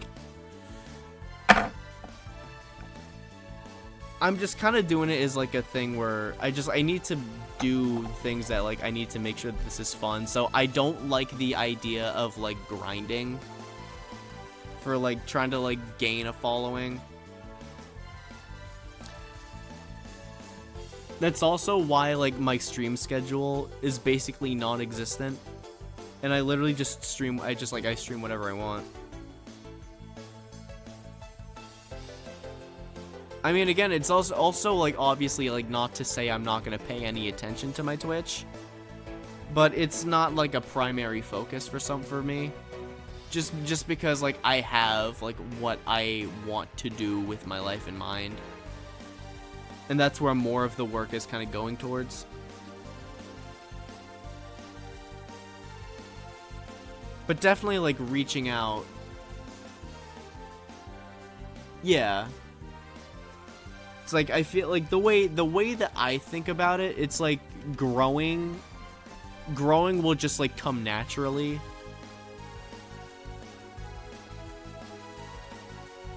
And just, like, I just have the mentality of just, like, what happens, happens. So, like, if I were to, like, get big, then I don't know, I guess I'm just big. I don't really, like, I try not to think much about it. Because yeah. I guess that's also why I'm not too concerned about it. And I don't want to think too much about it because I don't like the idea of giving myself the stress of feeling like I need to maintain it.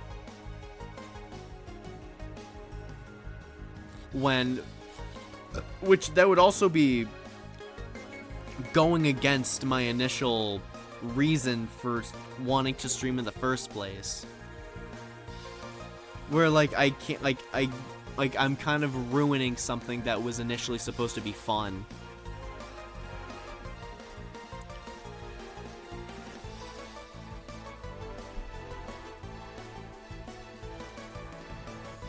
I don't know, and it's also, like, I still, like, just generally, like, just with content, I need to, like, do stuff, I also want to get back onto, like, doing stuff on YouTube. Because I haven't uploaded in, like, I don't know, like, it's also, like, my upload with YouTube is also very irregular. And that's also just to, like, just real life stuff. I don't know, it's also just, like, a thing of, like, I have projects that I just are, like, kind of, like, sitting on limbo. Like, the last thing I streamed was me editing the Mario Party 5 thing we did on Spy's birthday. And I have not touched that file since that stream, which was over a month ago. I have another thing that I made for a friend, but we still haven't actually got to upload it yet. Also because, like, it's still not completely done. We're still trying to, like, figure out an intro and outro for it. Like, when next time I see that person, I could probably just ask her, like, hey, can we just, like, finish this up? Because I know, like, they had also been wanting to do it, but there were other shit getting in the way. Oh, look at you being different, legally getting Premiere Pro. I see you.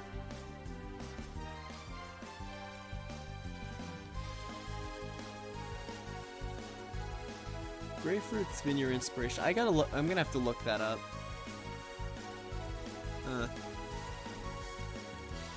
Good Astro's a good boy.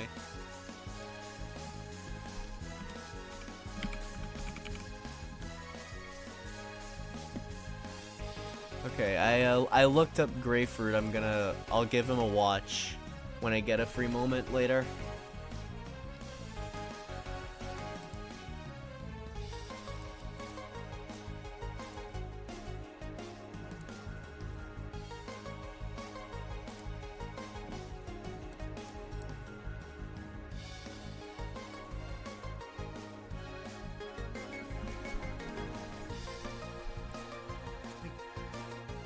I think there was another stream that I want to do like a VR stream, because I really like the idea. Like, I've been sitting on I've had a VR headset for almost a year now, and I ended up getting my hands on Super Hot VR when it was on a sale, and I really like the idea of he does a lot of fighters. Okay, yeah. So that's a bit down my alley, so yeah, I could probably get behind that. I just like the idea of doing Super Hot VR with, like, a bunch of friends watching. And just making fun of me throughout the entire time. Because that's also, like, another thing in regards with streaming that I really prefer. Like, I really like streaming with people opposed to, like, being by myself. Just because of, like, you kind of, like, you have someone to bounce off of, and I guess, like, in my case, like, it feels less lonely. Like, that's been, like, my biggest, like, even, like, though it's still supposed to be a hobby, I still have some of my concerns with streaming, and my biggest one, like, that's always been my biggest concern, was that, like, I worried about, like, being able to carry a stream on my own. Like, with a bunch of, like, with all my other streams, I, like, was, like, very, very quiet.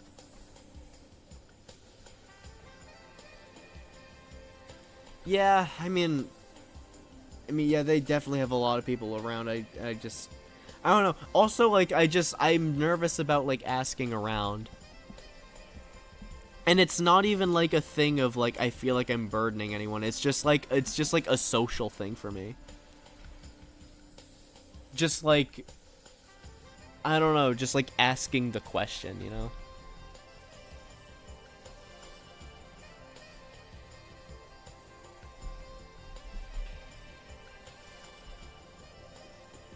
That's also why, like, my Mario Party stream that I did on my birthday with Spyjet and E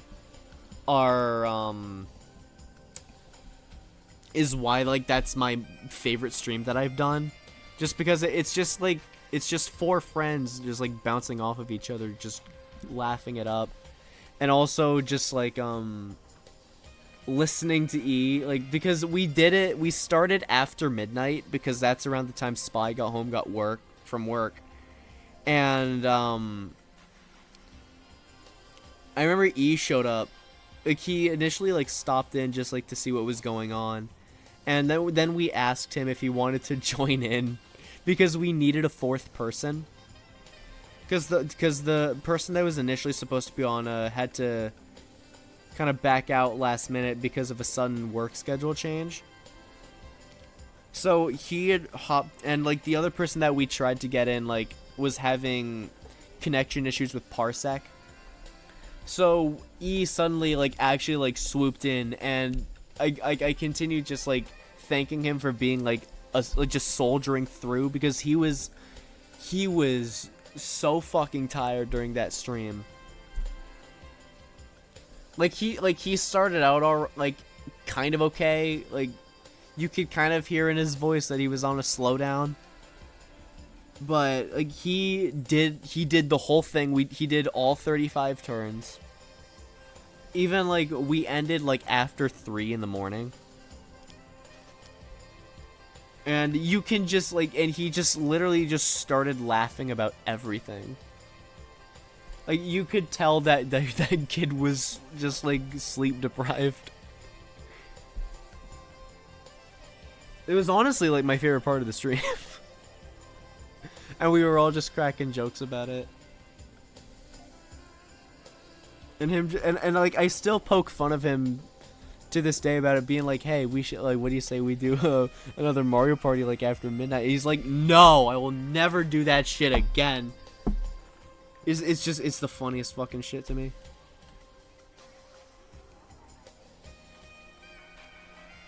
Like, I really, like, appreciate that he did that. Because, like, he absolutely, like, did not have to. And, like, I even, like, told him multiple times, like, if he had to leave, like, it was cool. But he stayed the whole thing. Like, we had, like, you know, we did it with all 4 people. And it was just a really good time.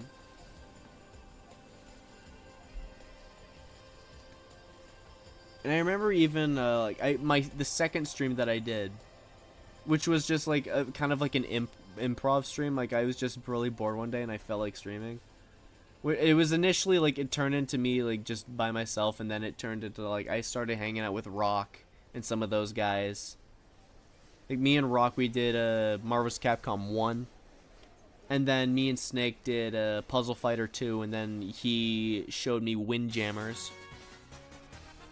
which, by the way, Windjammers is a heavy recommend if you have Fightcade. That game is an absolute blast. And he and I have talked about, like, introducing some people in Galaxy to that game and just, like, having a night where we just all play it. But I've been meaning to. I gotta message Rock at some point if he wants to do Marvel runbacks. Cause now, like, I kind of actually understand how to do some of the shit. Cause, like, I'm also, like, I'm so accustomed to, like Marvel 3 and how that layout worked. Like, I generally was not used to, like, the arcade fight stick layout. And just kind of, like, understanding, like, how some of those button combinations worked.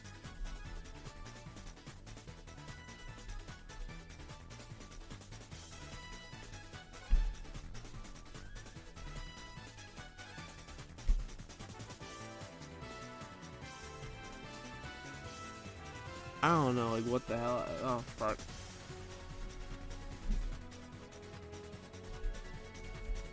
I rambled on for so long, dude. But hey, that's what that's what these streams are meant for, right? It's literally us just talking, just sitting by a fire. Just enjoying life. To the best of our abilities.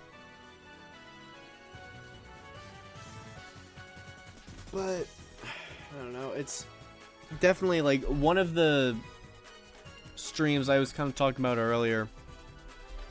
Like one of the the very next ones I want to do is I want to do a Sonic Frontier stream where and GK agreed to co-commentate with me. Like it's just been a matter of like finding a day that works for both of us. Well, I guess like actually we haven't really done that. We've just like I don't know, we're just waiting for like a good time. Which I guess kind of contradicts what I literally just said. There just hasn't really been a moment that we actually had time to sit down and do it. We just know we're going to do it at some point.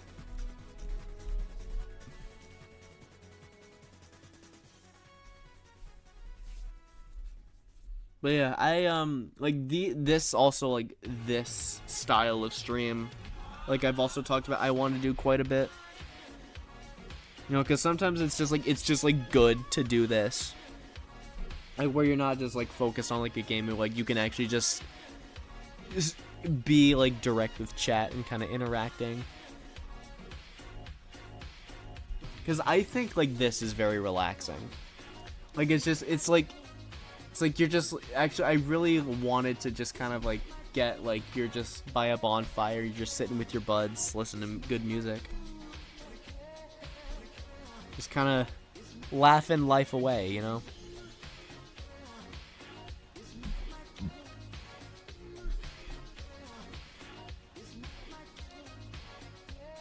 I think like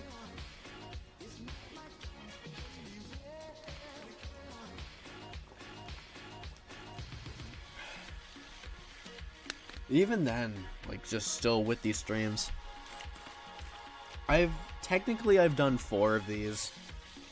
The first one I did wasn't even an hour, and it was just me more of like streaming because I'd been meaning to at that time. And it was just like a way of kind of scratching the itch. But this like is like this is like the real first Bonfire night stream. And like at some point like I would like to try, because I could probably get guests on for this. Just because of just like this kind of format, like we're just literally just sitting down and talking about literally whatever we want. Like there's no real structure just beyond us like having a normal conversation. The only difference is that there's people watching us. It's almost like stalkerish, but we allow it.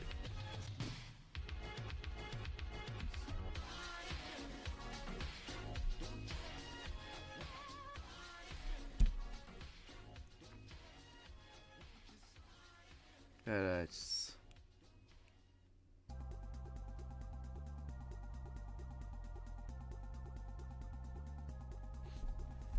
I don't know, just like I am still like very happy with like the stream stuff that I had worked on, like that I have right now. Like I think like it very well fits the kind of aesthetic that I was just going for.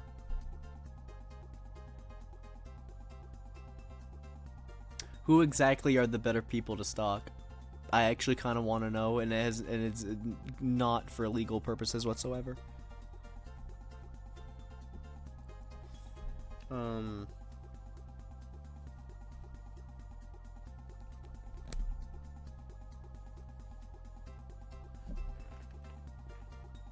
Like I remember I made every single one of my overlays.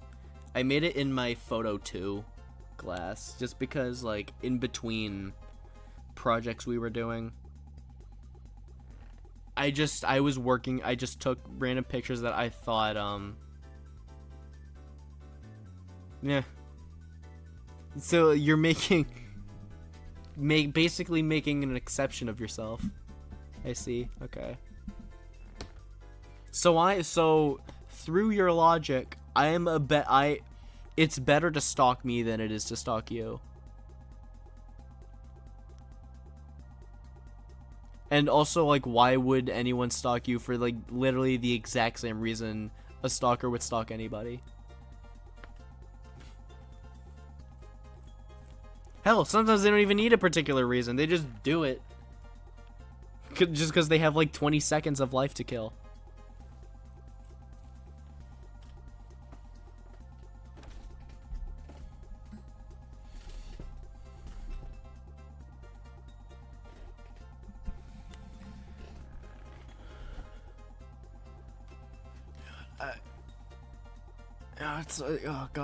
It's been 2.5 hours, dude. It feels. I'm glad that I actually am able to do this again, cause I actually like just from how many times I was like sitting trying to do assignments, being like I kind of like I would really want to stream tonight, but I can't. Or like there were like other nights where just like nerves kicked in. I'm really happy that I'm actually able to stream again. Because like I legitimately did miss this, and like I felt really sad about not being able to stream those days.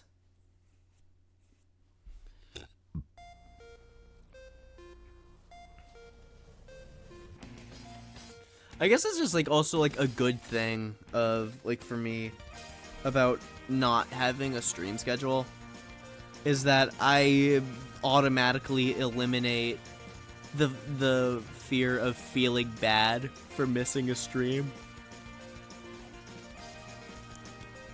Cause how can I miss a stream when I literally don't even plan them?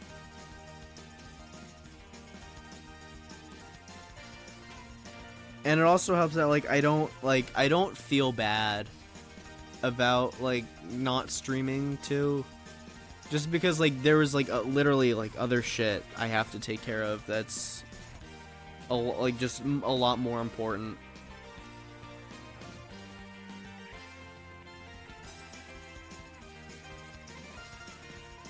And it's also because it's also like it's not like it's the last time I'm going to be able to do it, right? Like I know like at some point, whether it's like tomorrow, next week, or however much longer we want to say, like the open window will come, and like I'll actually be able to stream.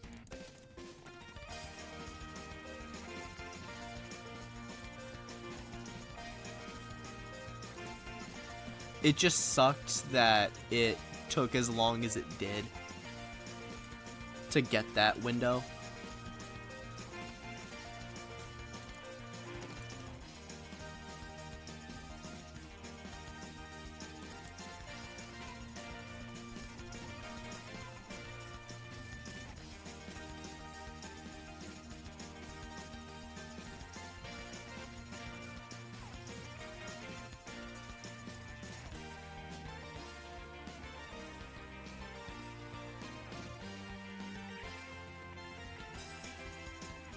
Like, and I still, like, I almost kind of, like, I surprise myself that, like, I don't know, like, what I want to do. Like, I'm still, like, trying to come up with ideas for things that I want to stream, when I literally have a list saved of all, like, the games that I would like to stream.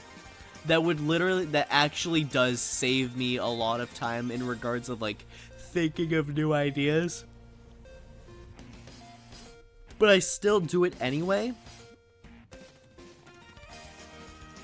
Which I don't know. Like, you just, sometimes I guess you just forget it exists sometimes.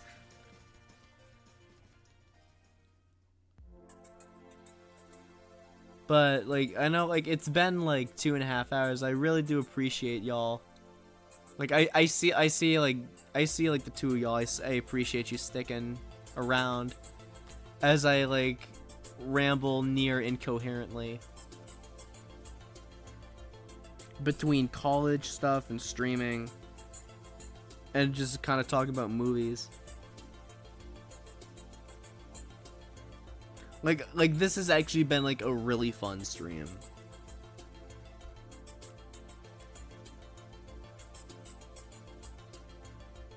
Yeah, that was, like, partially, like, why it took me a bit as long as it did to stream. Where the thing was, I remember, like, it wasn't until, like, September of last year where I actually did kind of want to start streaming. Because, like, up until then, I had literally no interest. Yeah, I appreciate you swinging by, just hanging out. Like, it's actually, like, again, like, I don't consider myself that I was gone and this is, like a I'm back thing. But still, it's just nice to kind of see this again, is all. Which might be, like, me saying I am back, but just phrased in a different way. But I don't know, it felt nice to be able to hit go live.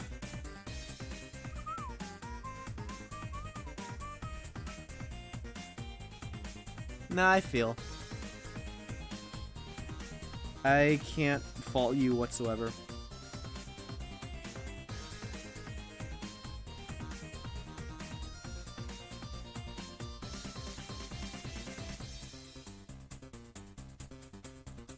But I definitely, like, even, like, I wanna, even with my granddad coming, I'm still gonna try to stream a bit more. It's just, like, I don't know, like, sometimes, like, because I am still, like, fairly new to streaming, I want to, like, make sure I'm not, like, getting insanely nervous about it. Like, I still remember my first stream. I was initially supposed to be on Twitch, but I ended up just doing it on YouTube because I didn't feel like trying to figure out what was going on with the Twitch, because it wasn't showing anything and it wasn't playing anything. And I ended up finding out that, like, my bitrate was just too high for Twitch. Or whatever. Like, not even Twitch. Just, like, I don't know. I guess, like, what my PC could handle, which was weird. Because, like, I was running, like, some of the tests for that shit. And it said, like, that my PC would be able to handle this. I'm too good for Twitch. Okay, then, like, what's my ballpark then? Because I don't know where else to go.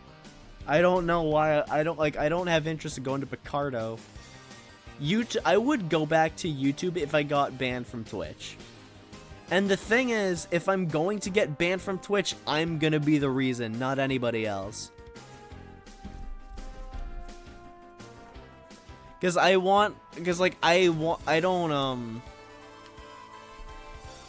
yeah.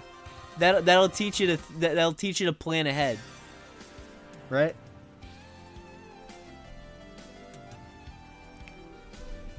But because I also like I don't really want to change much about me, like in regards with streaming.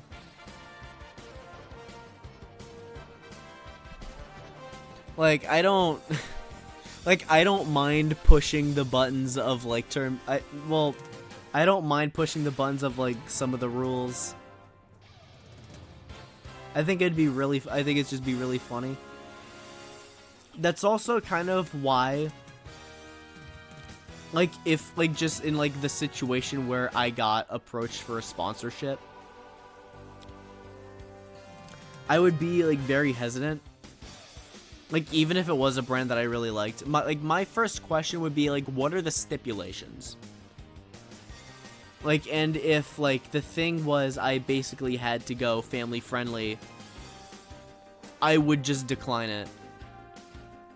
Like if I, like, couldn't curse, or, like, do any, like, play, like, some of the games that I really like, I would turn it down.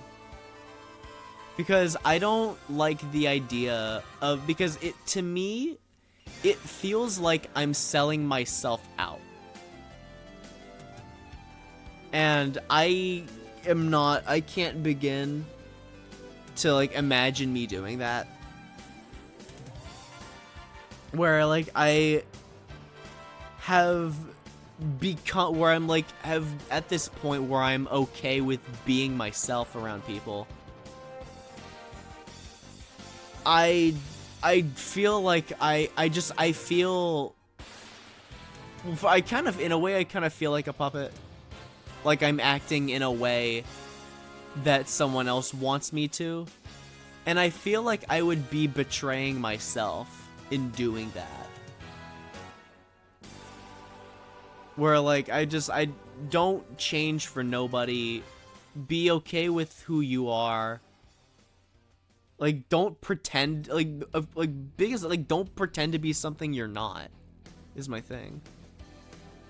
Especially, like, and that gets really bad when you start getting a following from the person that you're pretending to be, and then when they come back and they see, like, who you really are, and I don't know. I mean, I'm speaking it from, like, the perspective of, like, maintaining a following. And I guess I'm, like, also kind of contradicting myself in the context that I am still, like, I'm in that point in my life where I really just trying to not care about what people think about me anymore. But I don't know. I also feel like it's also, like, a thing, like, if they followed me for, like, who I was pretending, and I feel like I'm lying to them. Because who I am for, like, the sponsor is not who I am to me. Like, to basically tell me to, like, go, like, family friendly, like, I'm basically, like, stripping away, like, nearly all my personality. Because, like, I will, like, openly say that, like, I'm nowhere near for young audiences, and I, like, my content, like, for YouTube and Twitch, it's, like, geared to, like, 16, 17 plus.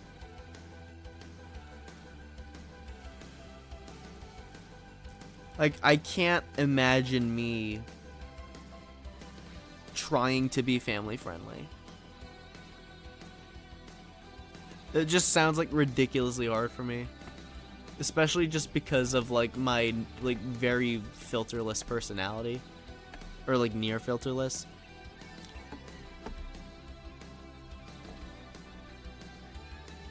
It's also kind of why, like, there was another, like, I used to, like, be in the Sonic Revolution Discord.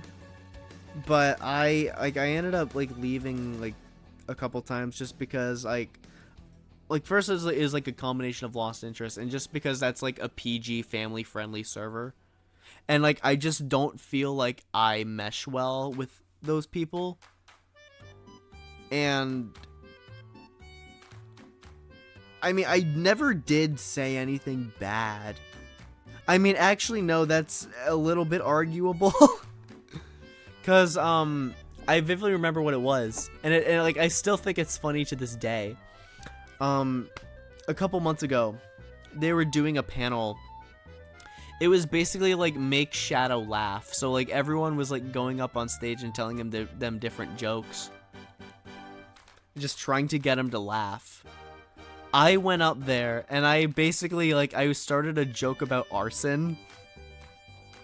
Which was too much for, like, that server. So, like, as I, like, stepped down from the audience, the dude who was playing Shadow just said, "I'm edgy, but not edgy." And, no, wait, no, I'm edgy, but not that edgy. And I'm like, bruh.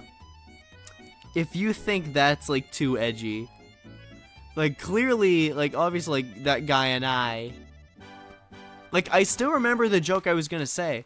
It was like, a child burns his house down as his parents watch. The dad looks at the mom and says, "That's arson."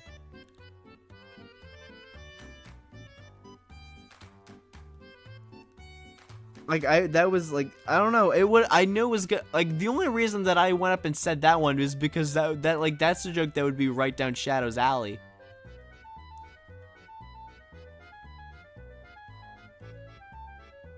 And the fact that I was in a family-friendly server was like an afterthought to me.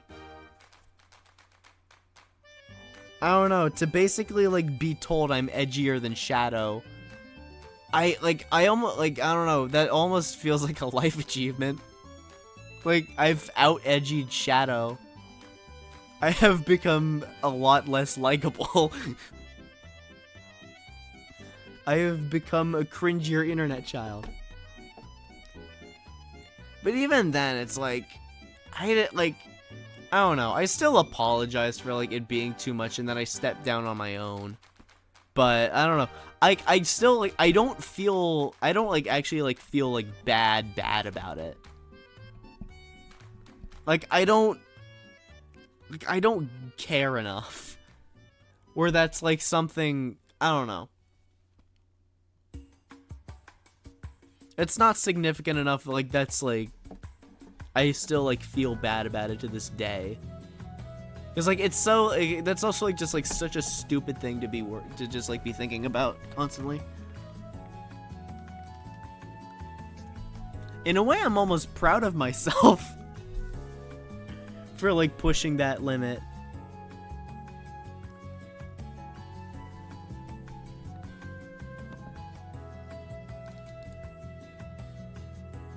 Like, I don't know.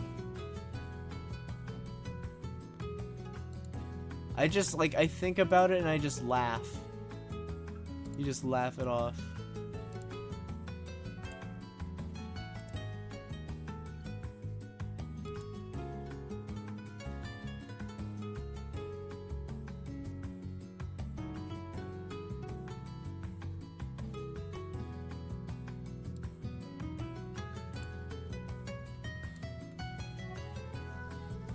But I don't know. It's just I actually kind of did get along well with some of those people in there. It's just not. I guess it's just, like, not really much of my thing. I did, like, actually end up, like, connecting really well with one of the moderators in there, and I don't know. It was a thing of, like, we're going through, like, we're actually 20 days apart in age. So, like, we're going through, like, the exact same experiences at the exact same time. So we're just kind of supporting each other through stuff. And just, like, we were also just, like, able to just talk about general stuff together. Which was really nice. In, like, a PG way, because we were still talking about it in the server. But, you know.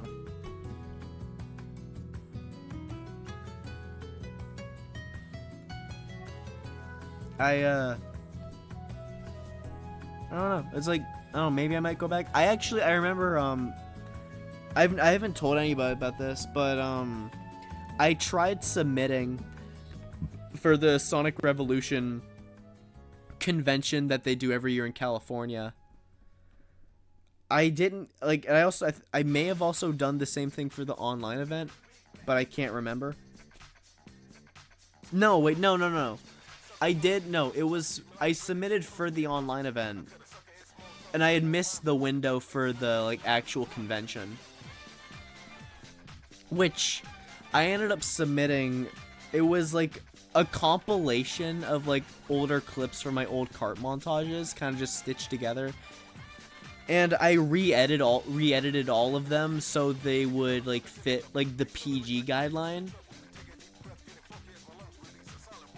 It didn't get in, unfortunately. I might try again next year. Cause it was like it also like it didn't like all of the stuff that got submitted were like Sonic, like I don't know, like voice acted Sonic panels shit.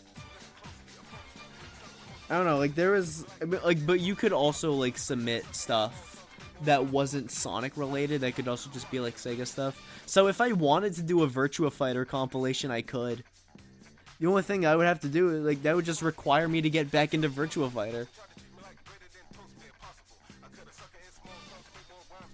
Like, I haven't played that game in a really long time. Specifically 5 Ultimate Showdown. Because like that's the one that I also ended up making videos for like 2 years ago.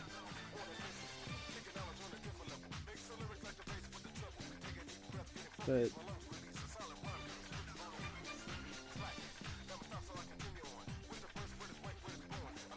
yeah, I don't know. I might try again next year. Who knows? It ultimately just depends on if I care enough to remember.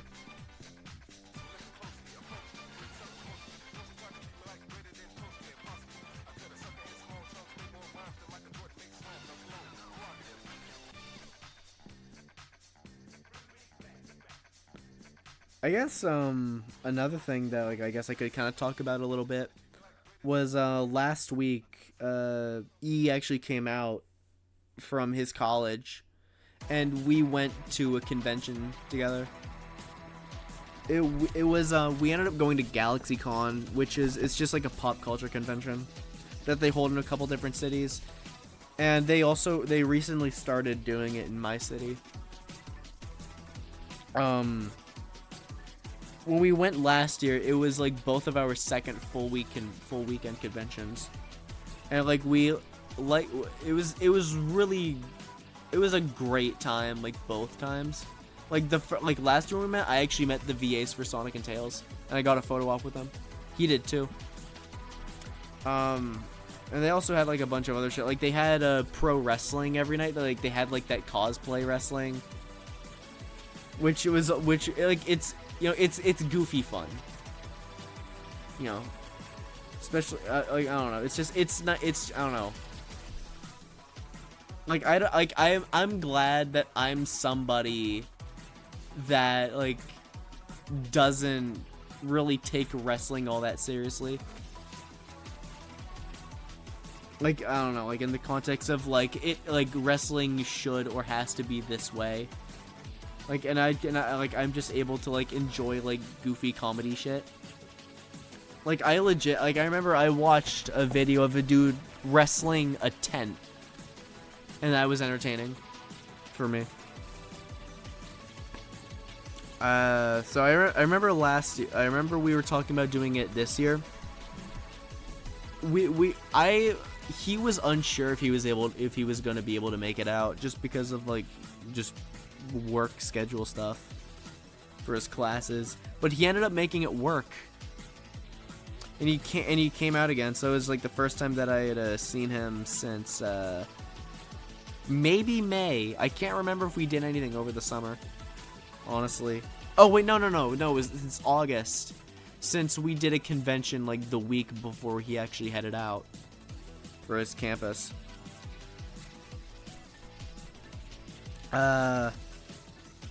That was also fun, but the one that we went to last week, I kind of lucked out in a way, because I had 2 less classes because my composition didn't meet on Fridays, And I didn't have my media criticism because that week was basically designated for professor meetups for our last presentations, which I had already had mine, so I didn't have to worry about anything after my creative process class, which even then I got to leave that early too because I was basically done with my assignment. So I just got to head down to the convention center, which was like 10 minutes away. And I basically like, I don't know, I was basically like there for an hour before like the registration actually got anywhere. And I was basically like one of the first people to like actually get in. And it was really cool. They actually had an arcade no. I mean, I guess like they actually kind of had like more like arcadey kind of cabinets where the arcade last year was more of like just like the console stuff that another like gaming expo that we have in my city just kind of accommodated for.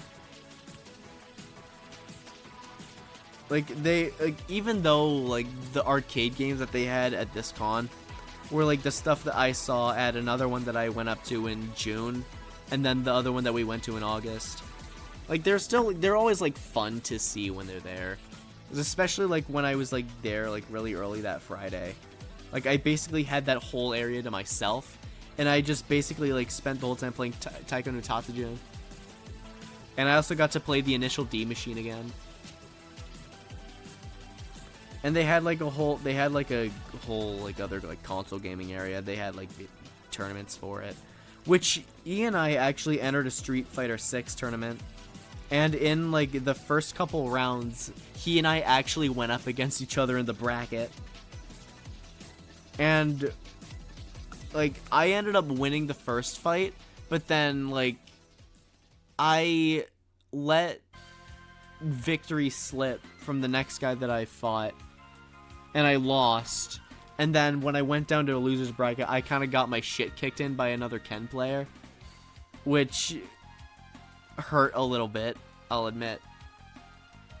Because to like basically like let victory like slip through your fingers like that, and then to like when you get moved down to losers just get your shit kicked in. I don't know, it's kind of demotivating when it happens. But you just, thankfully I've learned like you just like, you brush that off, you learn from it, and you move on. And I've just, that was also like that weekend was the first time I ever played Street 6. And I'm hoping I can get it for Christmas. Cause I want to be able to play that game with friends. I remember they also had like they did Switch Sports, and they had a tournament for the bowling. And I cowered out of that one just because like it was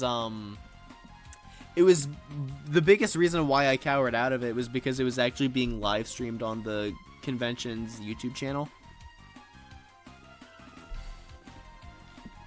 I don't know. I like that's like a like Wii bowling is like something I'm like highly confident in my abilities in. Cuz like I've done it. I don't know. It's so shit. Like it's so stupid. But like I've just done it for so long, and I've bowled near perfect games before. Like I just know how to do it, man.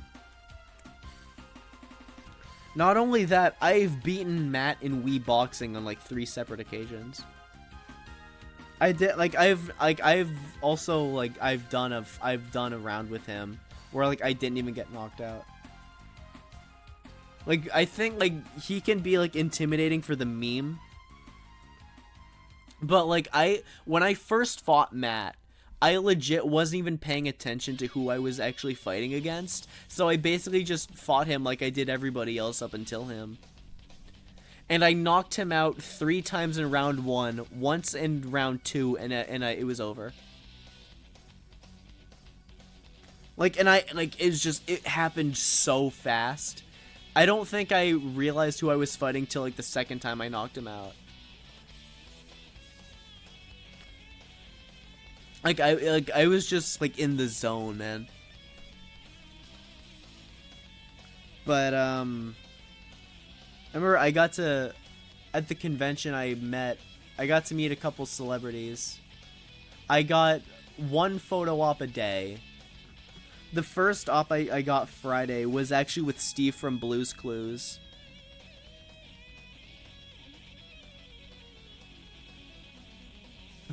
I mean, the me that I played as was Jesus. So you're not entirely wrong. Not too far off there. So yeah, that first day I got to meet, I basically, like, I met Steve from Blue's Clues. That dude is like an absolute sweetheart.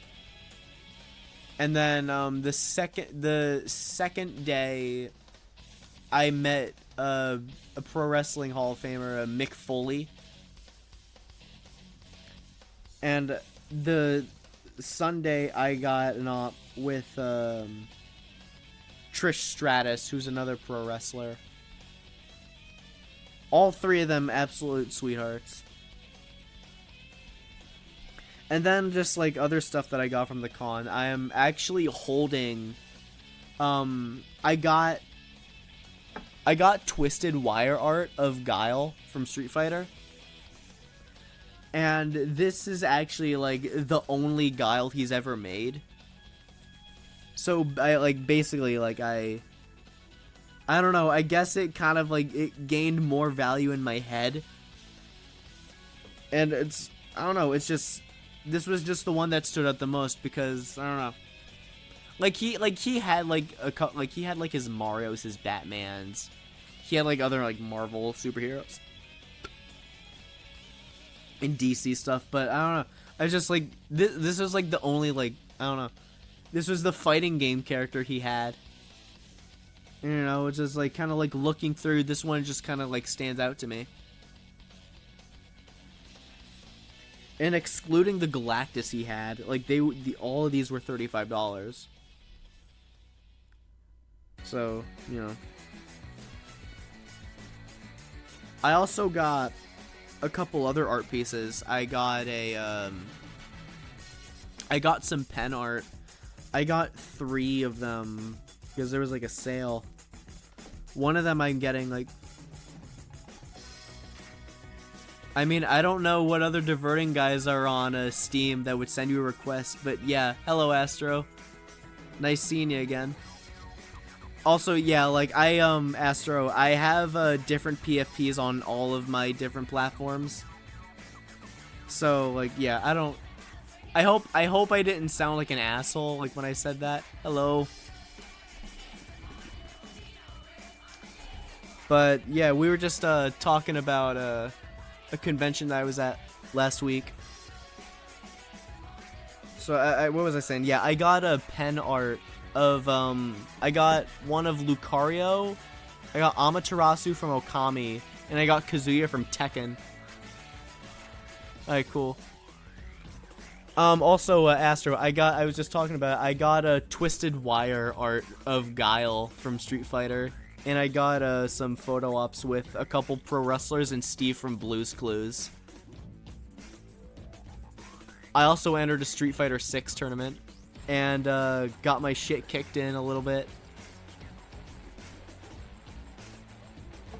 I also got to watch some funny wrestling.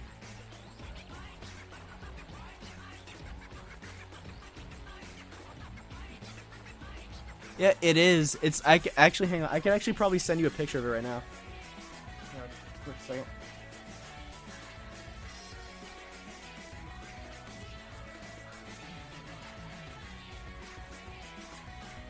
I don't know why I have that shit on.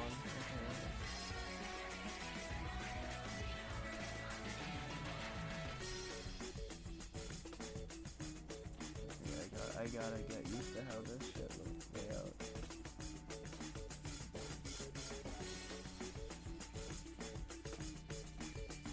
And I'll send it to you, Change, as well.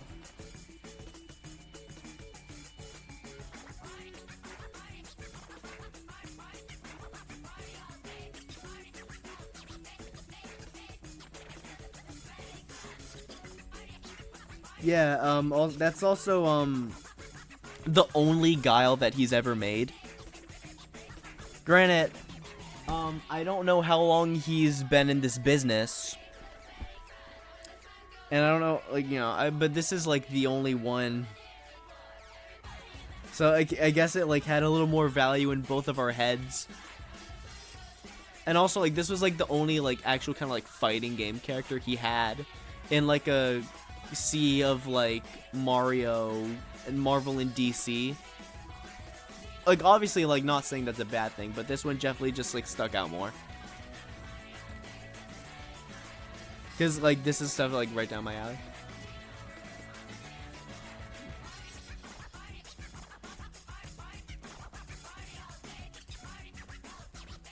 Yes, on like someday, like I hope that you get to do that too sometime, because they are like absolute blasts.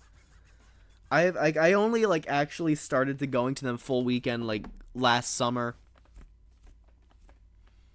and I don't know, it was just something. My brother took me to like a con one day. They were like actually before my first weekend, my first full weekend con. There were two other ones that he took me to. One was called Wizard World, and that was in 2019. That was just like a pop culture convention that they kind of have around the States. And then the other one was called Fanboy Expo, which was last year in, I think, May. Which is just like, that's just like another thing that kind of just travels around different states. And then I went to my first full weekend that same August. And then I went to the other one that I'm talking about right now, which is called GalaxyCon. It's just like there's like it's just in like 5 different states that they just have around. I went to GalaxyCon last year. That was my second one. And I remember Astra. I think you weren't there, but Femboy Expo. I remember somebody was like, one of my brother's friends, like we were talking about just like Fanboy Expo, like he just jokingly said like, when's Chum Chum Expo? Like just like waiting for that joke.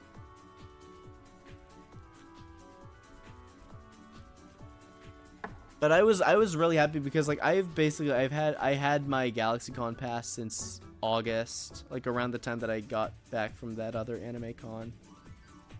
And I also, this year, like, I've still kind of baby to going to cons.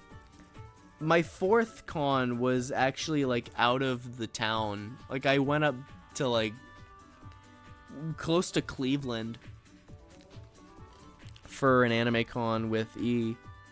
And like we actually like kind of like had all like a bunch of just like booking, staying stuff. We had that planned out, which is like also like the first time he and I have like ever done that before.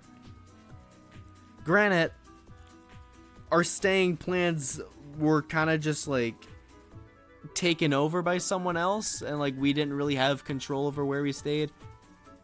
But like we still did it. It like we had like very minimal problems. And it was just like a fantastic time. But sadly, my mom lost a lot of sleep that first night because she was just like, it was like also like the first time for her that both of her kids were like basically out of town for the weekend, like on their own. So that was also a big adjustment for her.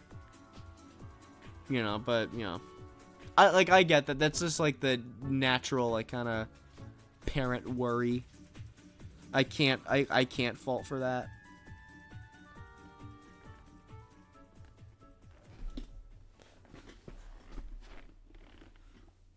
Like it's not like I don't like that's not like a worry I want to have, but that's like not even because like I don't know, I also that's more because like I don't want kids to begin with. But like even if I was a parent, like I could still, I would probably feel that same anxiety. Just being like knowing that your kids are so far away, and like there's like not really much you could do about it if something were to happen. It's just like I just don't like. I'm kind of with you on that. Like, and it's so ironic for someone like me, considering like I work in an esports room at my local rec center, and I also do the optical course, which your like near entire like age group is like kids, especially like under 10. And it's also like that generation of kids that are basically grown up in households where they're basically just given free unrestricted access to the internet, and they're already like learning words that they really shouldn't be learning until maybe they're like a teenager. Like, I've had like some really bad experiences with kids in that room that like I realistically should not have been having.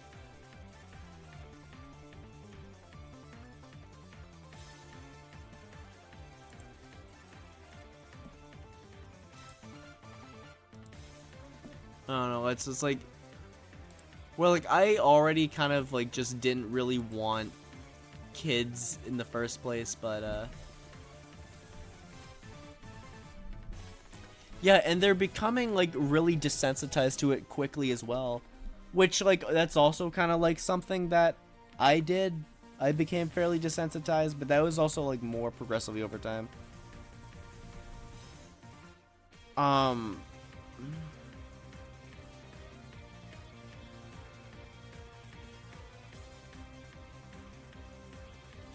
Yeah, that's also just like another thing that just pisses me off. It's just like some like, especially like some parents just don't know how to be parents anymore, and are almost like afraid to take responsibility for like actually like raising their kids however you would define right. I guess just like morally, if we want to talk about it in that context.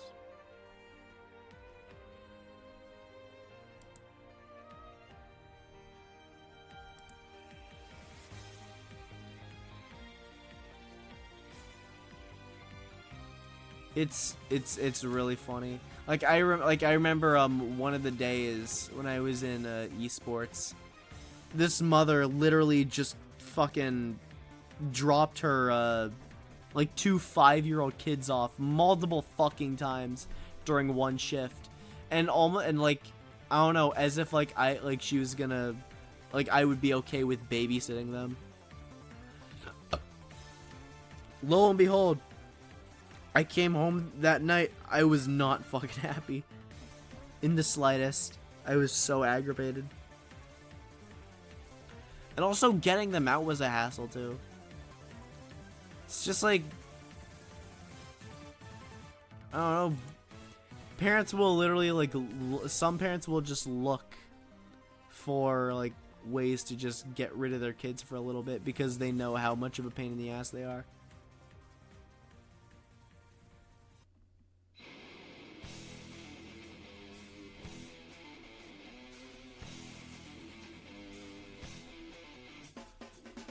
I don't know, it's like, I don't want to deal with them when I grow up. Like, I like, if I'm like, if I were to get married, I would want a partner that also is in the same boat, that does not want kids. And if, I don't know, in this scenario that we, like, she wanted kids, like, I don't know, I guess we would just have to like break up in that way, because I can't live my life influenced by what another person wants, and I can't let my personal feelings on things hinder another person's life based off what she wants. So, like, kind of just, like, splitting up would just be the best option. Hopefully, like, hoping, like, we would still, like, you know, get along well, like, as, like, in a friend way. But just, I don't I don't want a family of my own.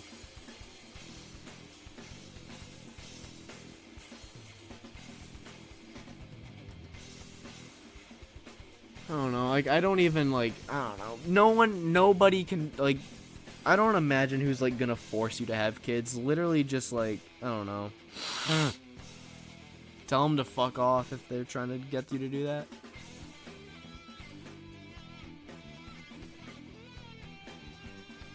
I don't know, I don't even view it as something, like, that they're benefiting. I think it's just, like, something they want in their life. And I don't. Because I'm not just, like, because it's also, like, again, like, I'm not just taking, like, my feelings and thoughts into account. I'm also, like, taking theirs in. So, like, I'm trying to, like, in a way, help both of us.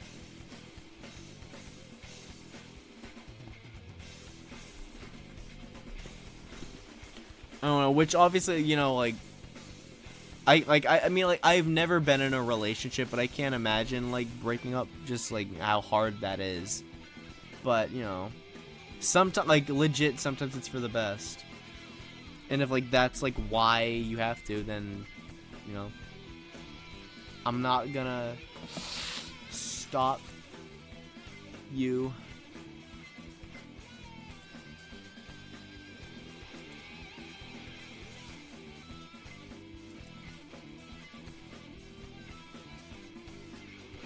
I don't know, like, even, it's, like, it's so weird.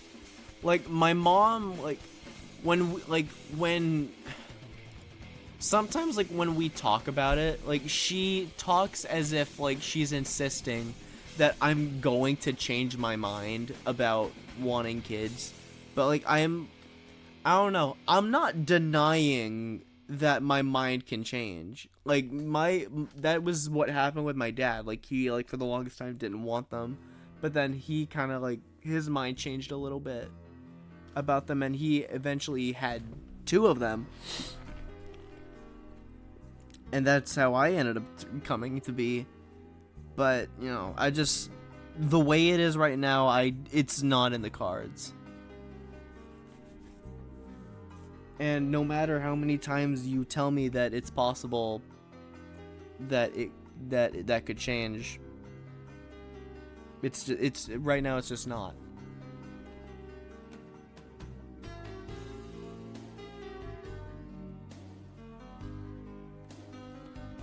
Oh god, we've been going on almost 3.5 hours, and I to tell the truth, I honestly don't really feel like stopping right now.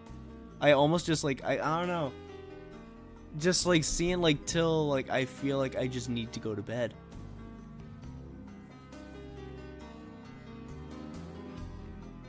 And even then, I still, like, have, like, a whole day tomorrow to finish those 2 papers. Yeah. Like, this is, like, I know I said it a little while ago. This has been a really good stream back. Actually, dude, oh my god, I literally just went back on what I said. Like, I don't consider, like, this me being back. Fuck. That 2:45 brain. I'm telling you.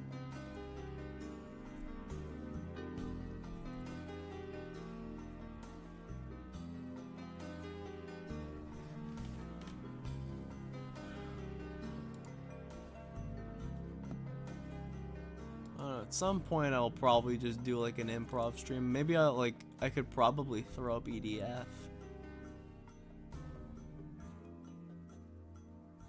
Maybe tomorrow, or, like, whenever I just stream next.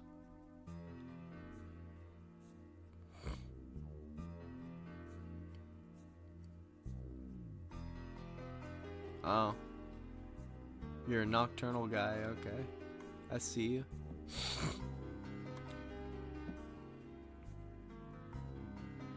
I can't imagine, like, my cap, like, at least for, like, the longest I've ever gone, like, straight, was 4 a.m. And for somebody who already, like, always, when I don't have classes that start at 9, I just set my alarm for 10:30.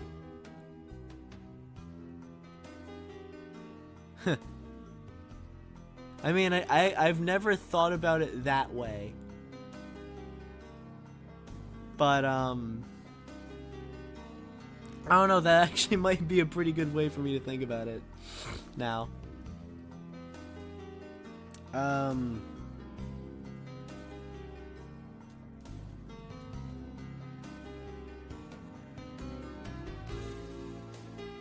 Yeah, it's just like, the thing for me, it's just like, I can't, because like, I can't like fuck up my sleep schedule more than I like already have in the past.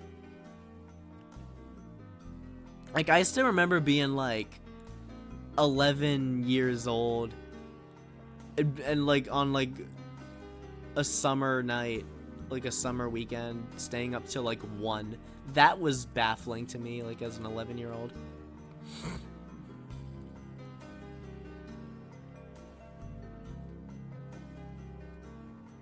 Jesus.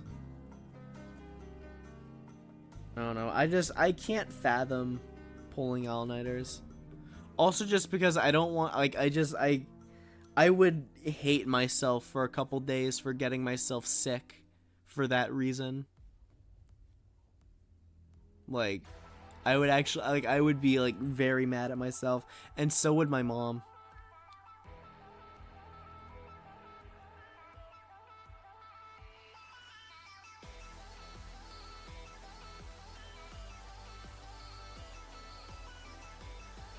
Oh, that's also just, like, the hard thing about, still being in school. Is that basically, like, as soon as my summer break starts, or like just like other breaks, my schedule is basically gone,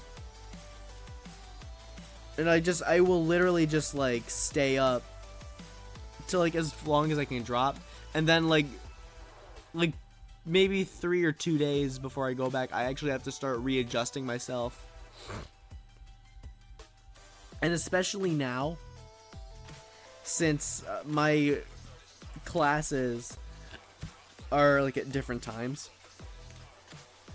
like the way that I made my schedule for my next semester was that the schedule I had for the first was there, between the first and the second class there was an hour gap, and then between the second and the third there was a 2-hour gap. I wanted to make it in a way that I could just go from class to class immediately, where there's just like that 15-minute, where I can just like easily get from place to place without having to really worry about like having too much downtime to kill.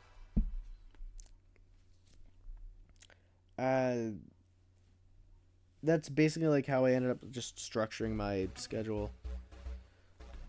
And also because it actually, it keeps me from going to the dining hall, which in a way, like, I don't, like, maybe you'd be like, why would you, like, want to do that? Thing is, it's like, I am, like, since I commute, I'm not on a meal plan. So if I go up to, like, the dining hall or the cafe, that money is coming out of my checking account. Like, I'm paying out of pocket, basically. So, and going up to the dining hall, like, every day is, like, $10 for a meal. So, and there would be, like, days where I would, like, Monday, Wednesday, Friday, head up to the dining hall. Even, like, during periods where I wasn't working for a longer period of time. So I was taking a lot more out than what was coming in. And that was something I kind of had to start taking control of. So I don't really go up to the dining hall anymore unless I give into temptation.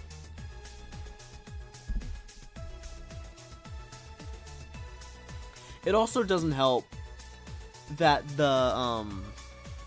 they have like wood fire pizza, and like that it's honestly goated. Like legit, I would like legitimately like throw it up there as like some of the best pizza I've ever had.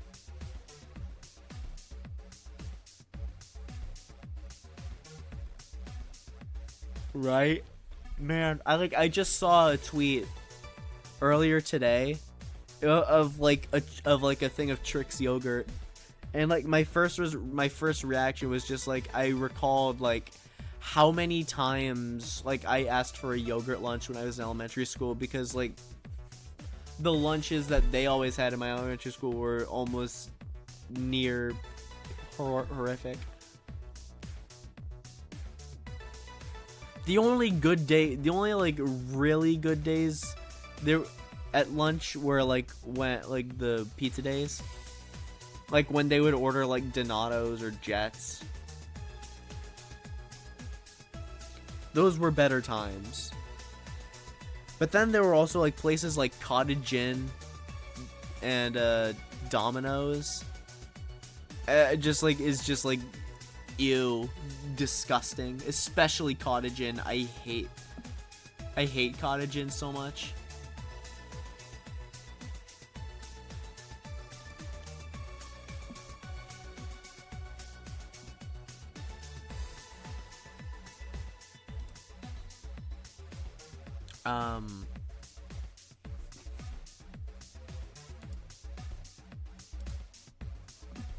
I don't know, it definitely it got somewhat better with like going into middle school.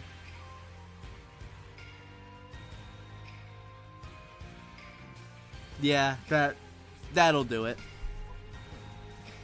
It's also kind of why it's like I kind of had to slow down on the pizza stuff, because there would be weeks where I would literally like, I would go up like every single time I'd go up to the dining hall. I get like at least one slice, because like Mondays they also have like burgers, and I actually kind of dig them, and the fries are also really good too. So like that with like the slices of pizza, I'm basically like mega full.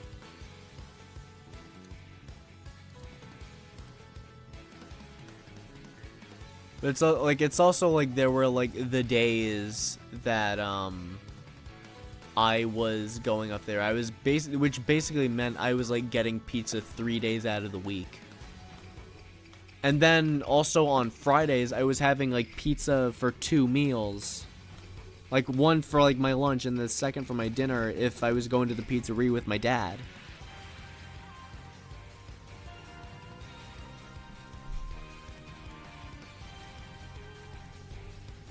The burgers, like, even, like, in elementary school, were, like, the least terrible thing that they served.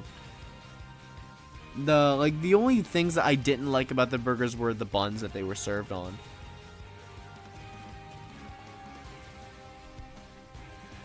They were just, like, a different kind of bread that I just did not like at all.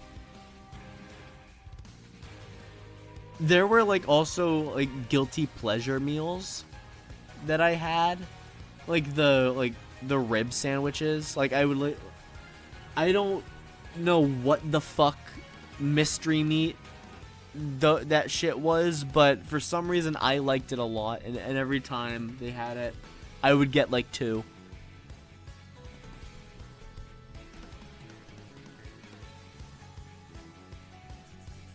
Like I didn't care if it would kill me. That shit was good when I had it.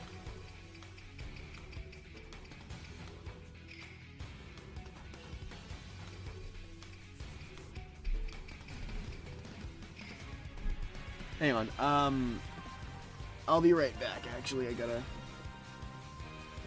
the mystery meat. Oh yeah, I don't know.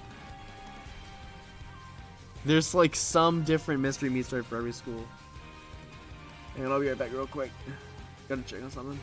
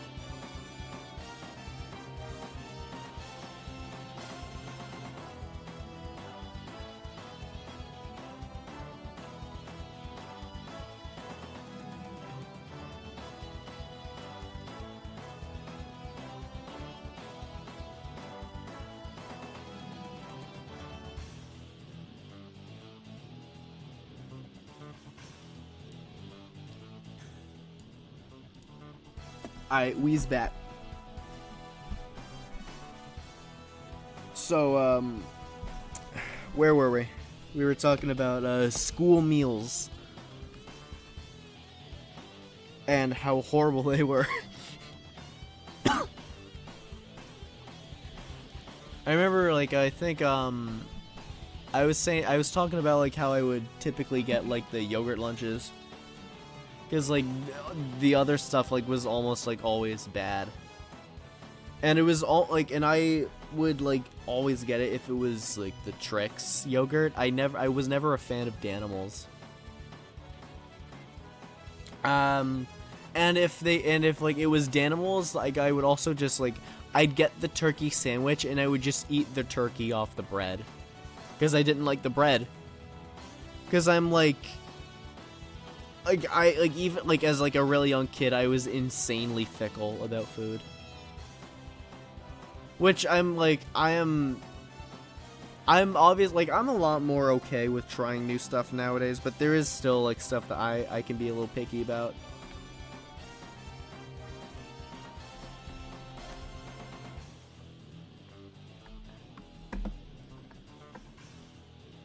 It's just like, I know how I like my stuff, you know?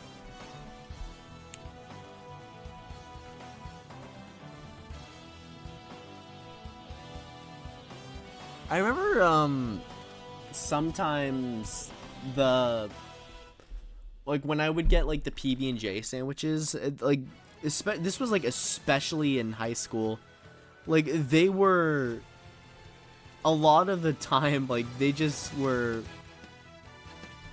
just really stale. And they just, like, didn't really keep track of, like, how quality that stuff was, which I guess, like, you can't really do that. I don't know, like, the most you really have to go off of is, like, the expiration dates. But even then, like, I don't imagine they're looking at that stuff, like, once they put it up for sale. Like, it's, I don't know, it was, sometimes it was hard, like, picking what I wanted for lunch, just because of, like, how bad some of the options were.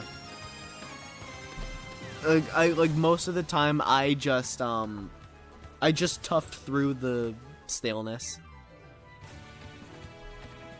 And sometimes, like, also the jelly would bleed through the bread, which I think was pretty crazy.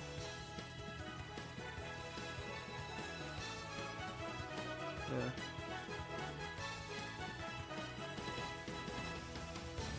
Are we still blaming Michelle Obama for ruining school lunches? Is that still a thing? Like, how, like, options basically just got eliminated and were replaced with, like, significantly worse quality stuff. I know one of my friends still does.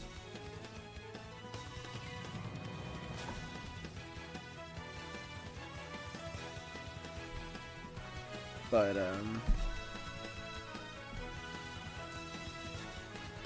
just,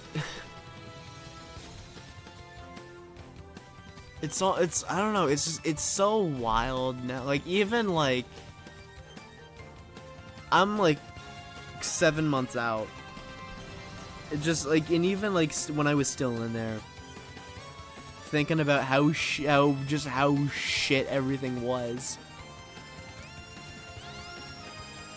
And I guess, I don't know, and I guess, like, in some weird, twisted way, like, thinking, like, positively back on it. And I guess it's, like, in a way of just, like, kind of, like, reassuring yourself how, like, that you have it so much better now. The only difference is that you're, like, paying, like, actual money rather than just, like, shit your parents would throw on, like, an account.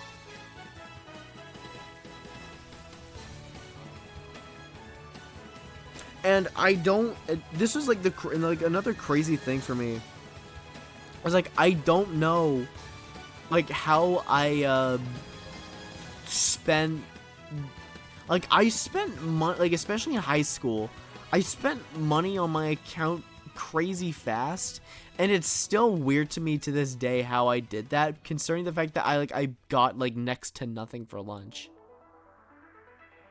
Like, I don't know how that's possible. Like, I legitimately don't think I was like getting that much, unless just the shit I was getting was a lot pricier, or I was like getting things in a way that like I wasn't able to save money on some of this stuff. Because I know there were like some ways that you could get combos and like you would save some shit or like get something free, and I just didn't do it. It's just like to this day it's still like a mystery.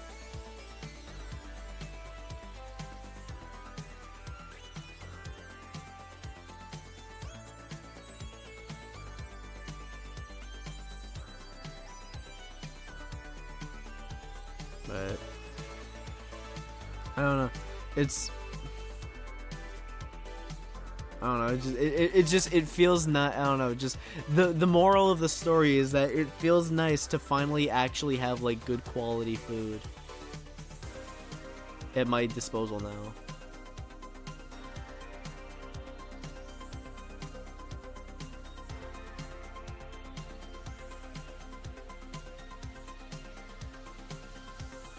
Huh. Weird.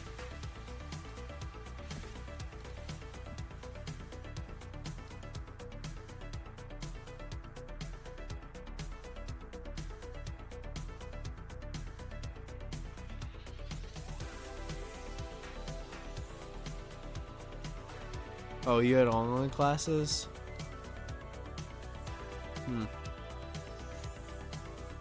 I just remember my last quarter of freshman year just being we didn't even have Zoom meetings in my classes. Like, we just had the assignments posted,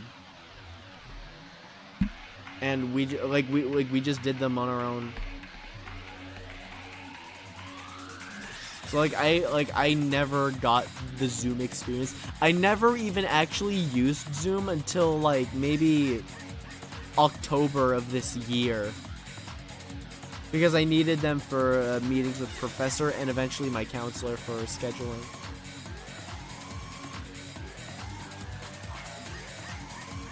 Yeah, I can't imagine anybody would actually want to. No.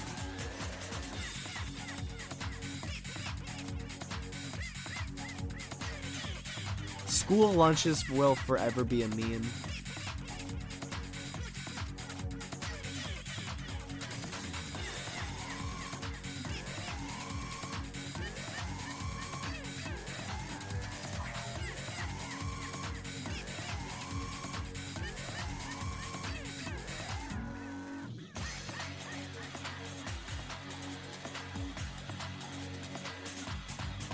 Huh.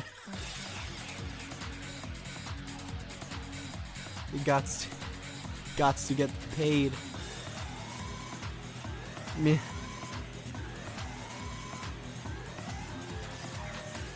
They still taking the attendance for the meetings.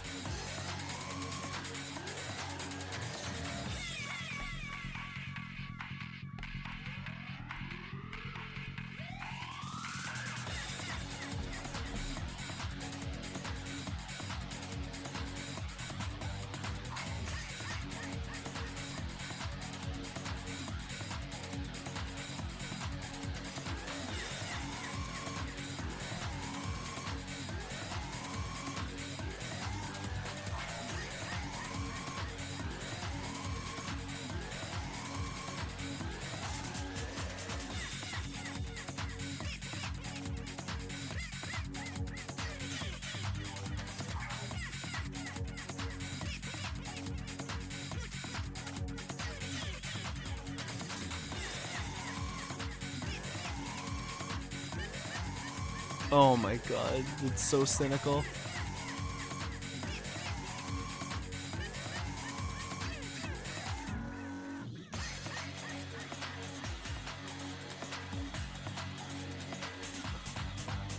Like, I don't know, I don't know.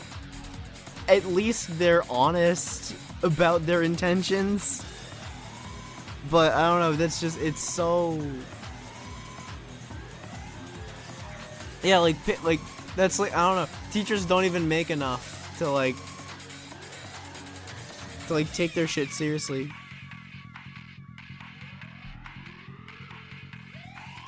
Like, I don't know what, don't worry, I guess, like, don't worry about it too much. I don't know, I guess, like, I don't know, I admire their honesty and their cynicism.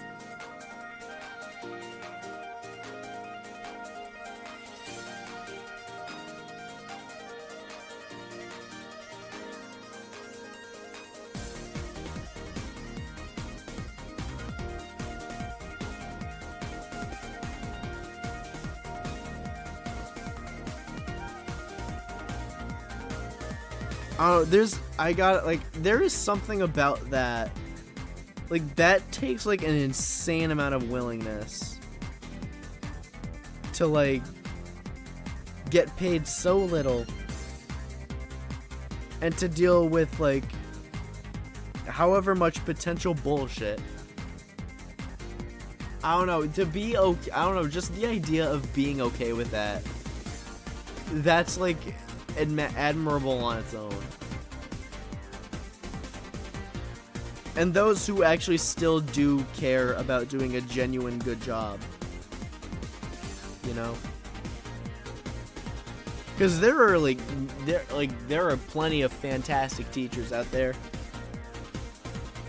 who actually have made me care about, like, even like learning about something I don't really care about.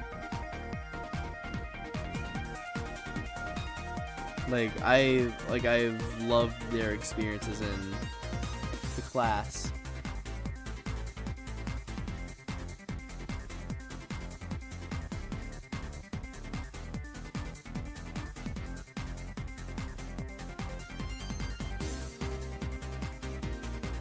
You know what, I kind of want to, like, I kind of just want to, like, reach the 4-hour mark before I decide to call it. So I'm gonna try my best to drag this out for at least 15 more minutes. Because I'm not, like, too tired right now.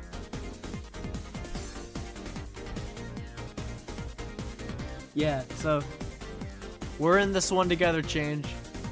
We're gonna help each other out here. Whoever else comes along the way, they're welcome for the ride.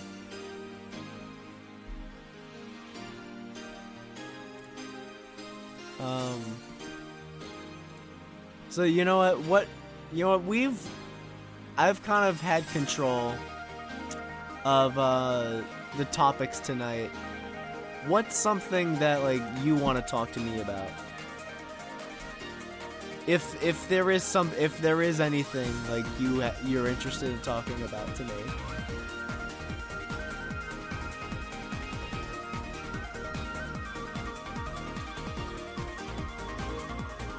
Or if there's, like, a topic you want, like, my opinion on, like, talk about. Cause I'm kind of, like, short on ideas.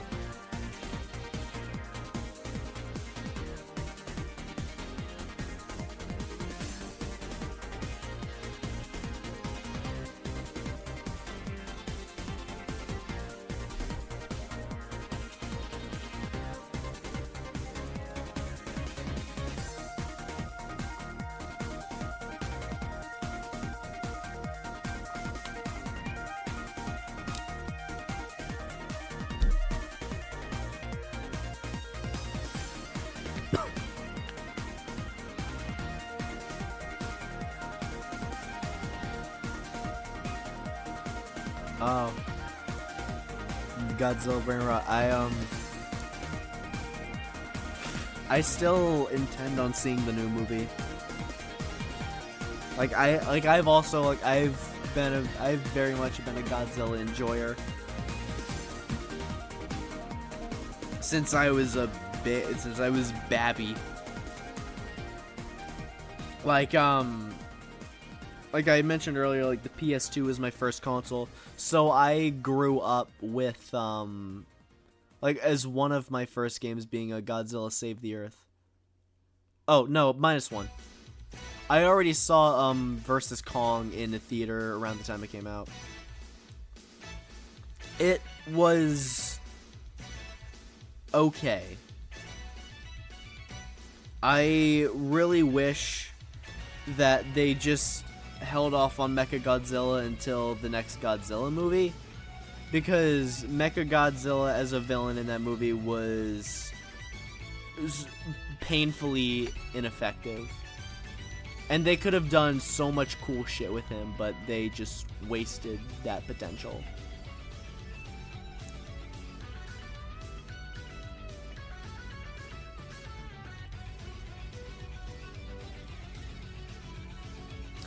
I saw the tweets.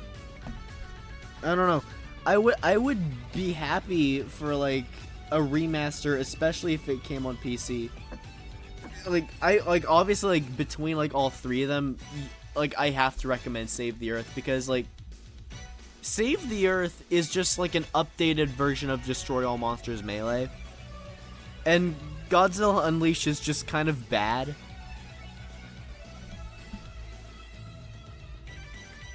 And it's something that I've realized more with age. But I had the Wii version, which was the less bad variant. I heard the PS2 one was significantly worse. The only thing that the PS2 had was like one extra monster.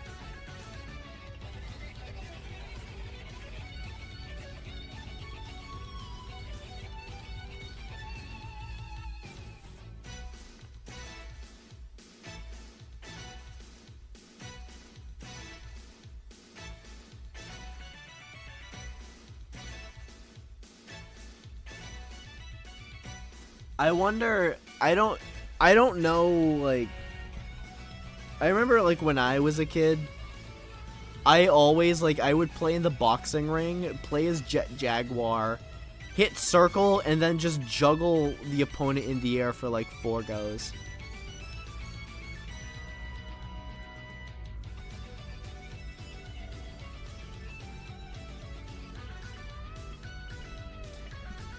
I mean, I like Unleashed, like, from it just like is very like completely different for me, and just like in like how like the play styles are, like I don't really I don't know, I can't really get behind Unleashed anymore as much as I used to, and I don't see a point in playing Destroy All Monsters Melee when I literally have Save the Earth.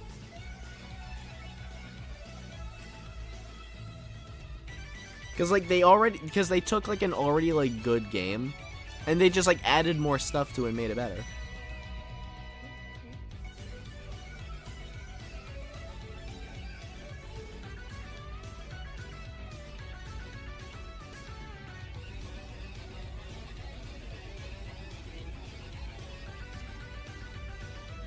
In fact, I actually, I mean, even though, like, Unleashed, like, is, like, for me, like, the worst of the trilogy, I still have, like, 2 of the songs from Unleashed in my stream playlist. And, like, I know one of them has come up at least once. I'm hoping, like, one of them come up. I think, like, if I can think about it enough, it'll come up, like I was talking about earlier. No, sadly not.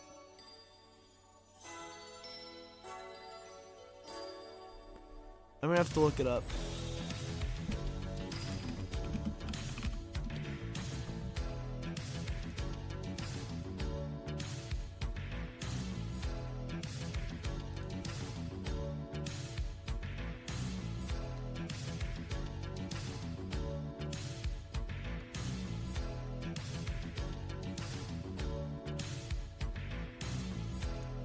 Yeah, I can definitely see the parallels.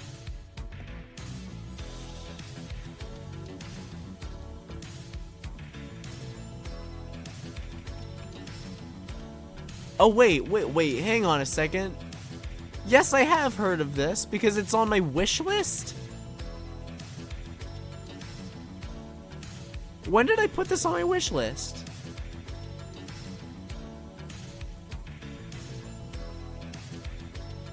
And it was released on my 18th birthday?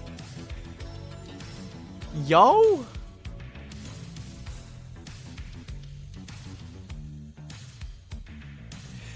Seriously though, I don't remember ever adding this game onto my wish list. But yeah, I would like absolutely play this. Like if it plays in the same vein as like Destroy All Monsters and Save the Earth. Hell yeah.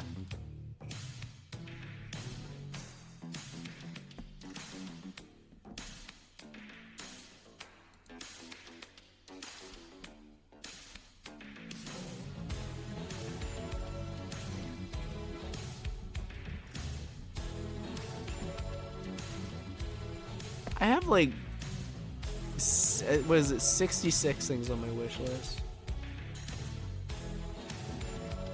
There's like very few things that are actually on sale that I have on it.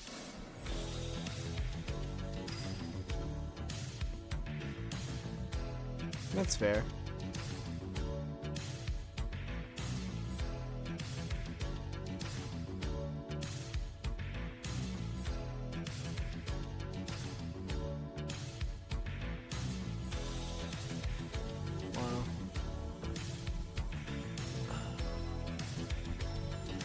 Granted, a lot of the stuff that's on my wish list are a bit more pricier.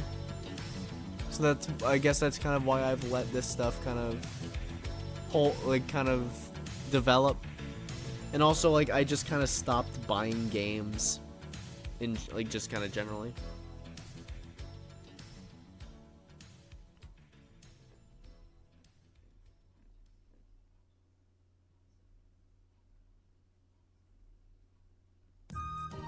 Yeah, I have like this skateboard game that was kind of, I guess, like in a way, kind of maybe like a successor to Skate 3. That I've been meaning to get my hands on for a while. I remember it was on sale for like really cheap. I didn't get it though.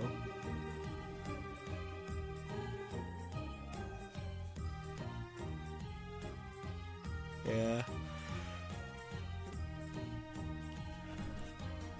Especially, like, I don't know, the thing with me is, like, really, some of these sales, even, like, some of the new prices are, like, they're not enough for me to, like, really warrant getting, like, a Steam card or, like, adding funds. So, like, you know, really justify it to me yet. Especially, like, where my, finances are right now after the convention.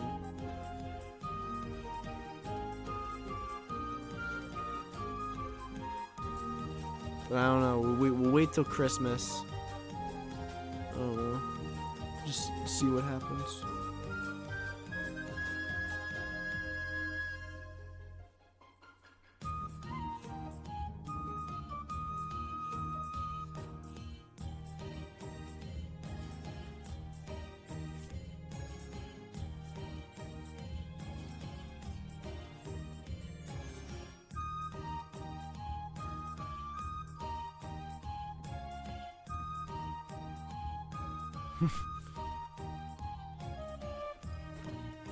I'm so happy about this information.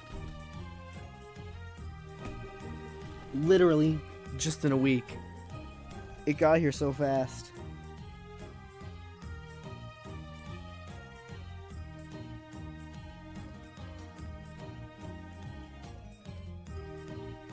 I gotta, like... Now you got me thinking about Godzilla. I gotta... Because, like, my brother still has, like, a bunch of the DVDs. Like, I gotta actually go back and watch some of those movies again. Like, I actually gotta, like, rewatch Godzilla 2000.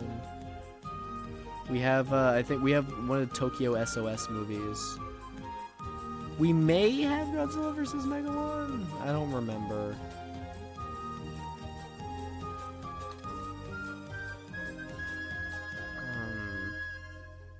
I don't know. I think Godzilla vs. Megalon is the one with the Godzilla dropkick that I like posting gifs of. This is the goofiest goddamn thing ever.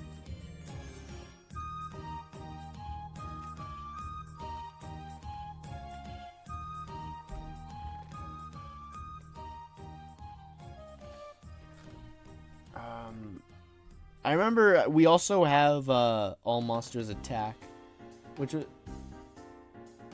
okay. This song wasn't just on. This was another song.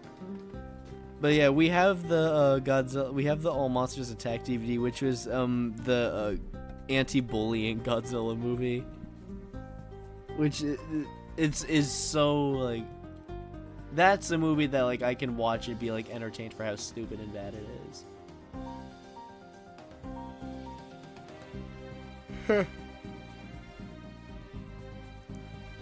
I think even like I would have to check. I think we also have like the 2014 Godzilla DVD, but I don't remember.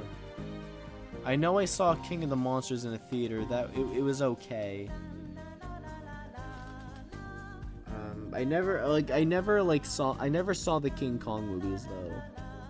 When those were coming out, and kind of like connecting themselves into the Godzilla universe.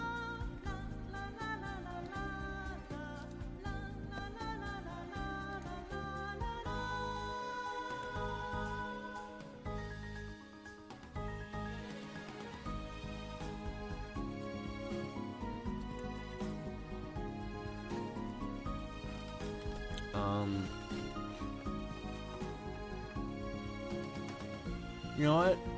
We're about a minute and a half away from 4 hours.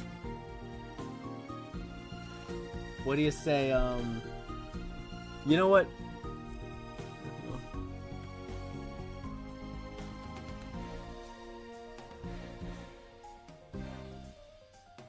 Damn. I know, like, kind of feelings on that were, like, mixed from audiences, but I don't know. I still gotta watch it. I think I threw all of the Godzilla movies on my watch list.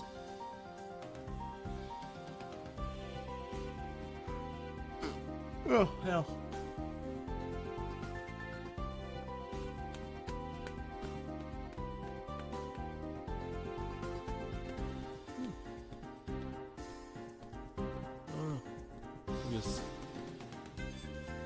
I'm trying to remember, was there like, I don't know, was there like a scene in Final Wars where Godzilla like takes one of the monsters and then just like throws it, but like Bowser in Mario 64?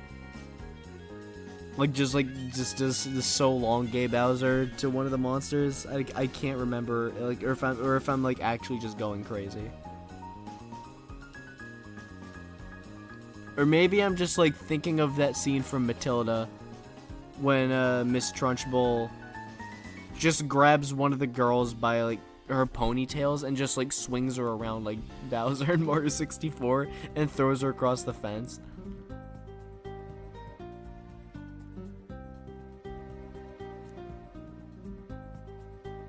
Okay.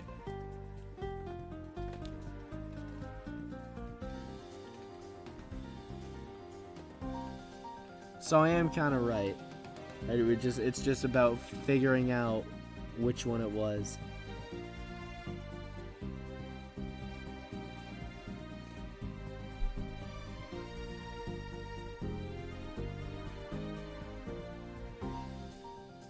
Well,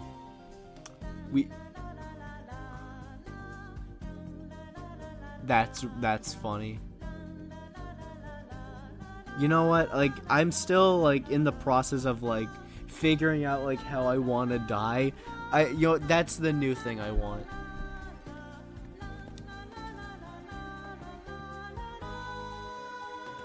That's amazing. That's really funny, actually.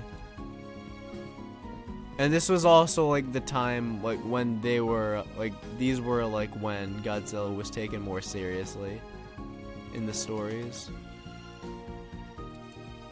Like they had that kind of tone to them.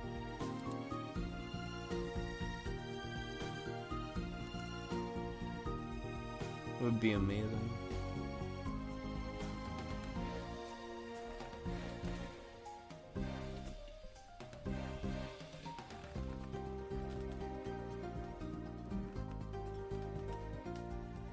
Alright, I'm going to start looking for a song we can ride out stream with.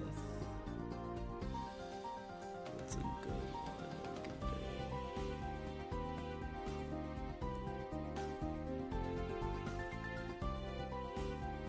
do? Huh.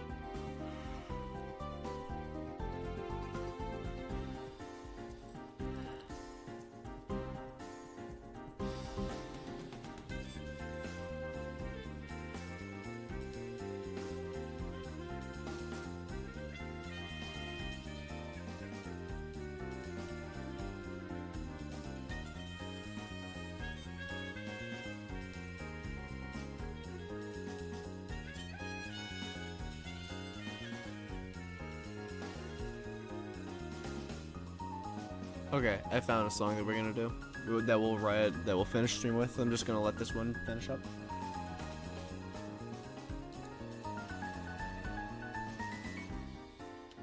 All right.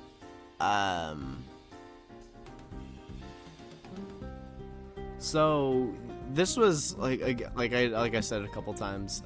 This was like awesome. Like I had a lot of fun just chilling out, hanging, just talking about just completely random shit, kind of jumping around a lot. And like you legit, I appreciate you like so much for sticking around like the entire 4 hours.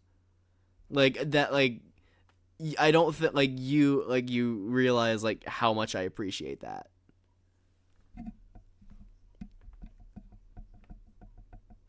But I'm glad you had a blast, especially just like considering like how structureless this was, and typically how these streams are. But yeah, I'm like absolutely gonna be doing like more of these kinds of streams in the future. Dude, you are way too sweet. All right, I'm gonna wrap this up with one last song, like I always do. I am going to do another vaporwave track by one of my fave artists who goes by the name Luxury Elite. This is Forever from one of his albums. I can't be bothered to remember what the name of the album was, but yeah, this is it's just like a really nice, just kind of loop track. Yep, one final blast. All right, so I'm gonna shut up. I'm gonna let you enjoy this just one more time. Thanks so much for coming out, just hanging out, talking with me, and just kind of, I don't know, allowing our brains to rot in the fatigue together. And I hope you enjoy Forever by Luxury Elite. All right, good night. I'll see you later.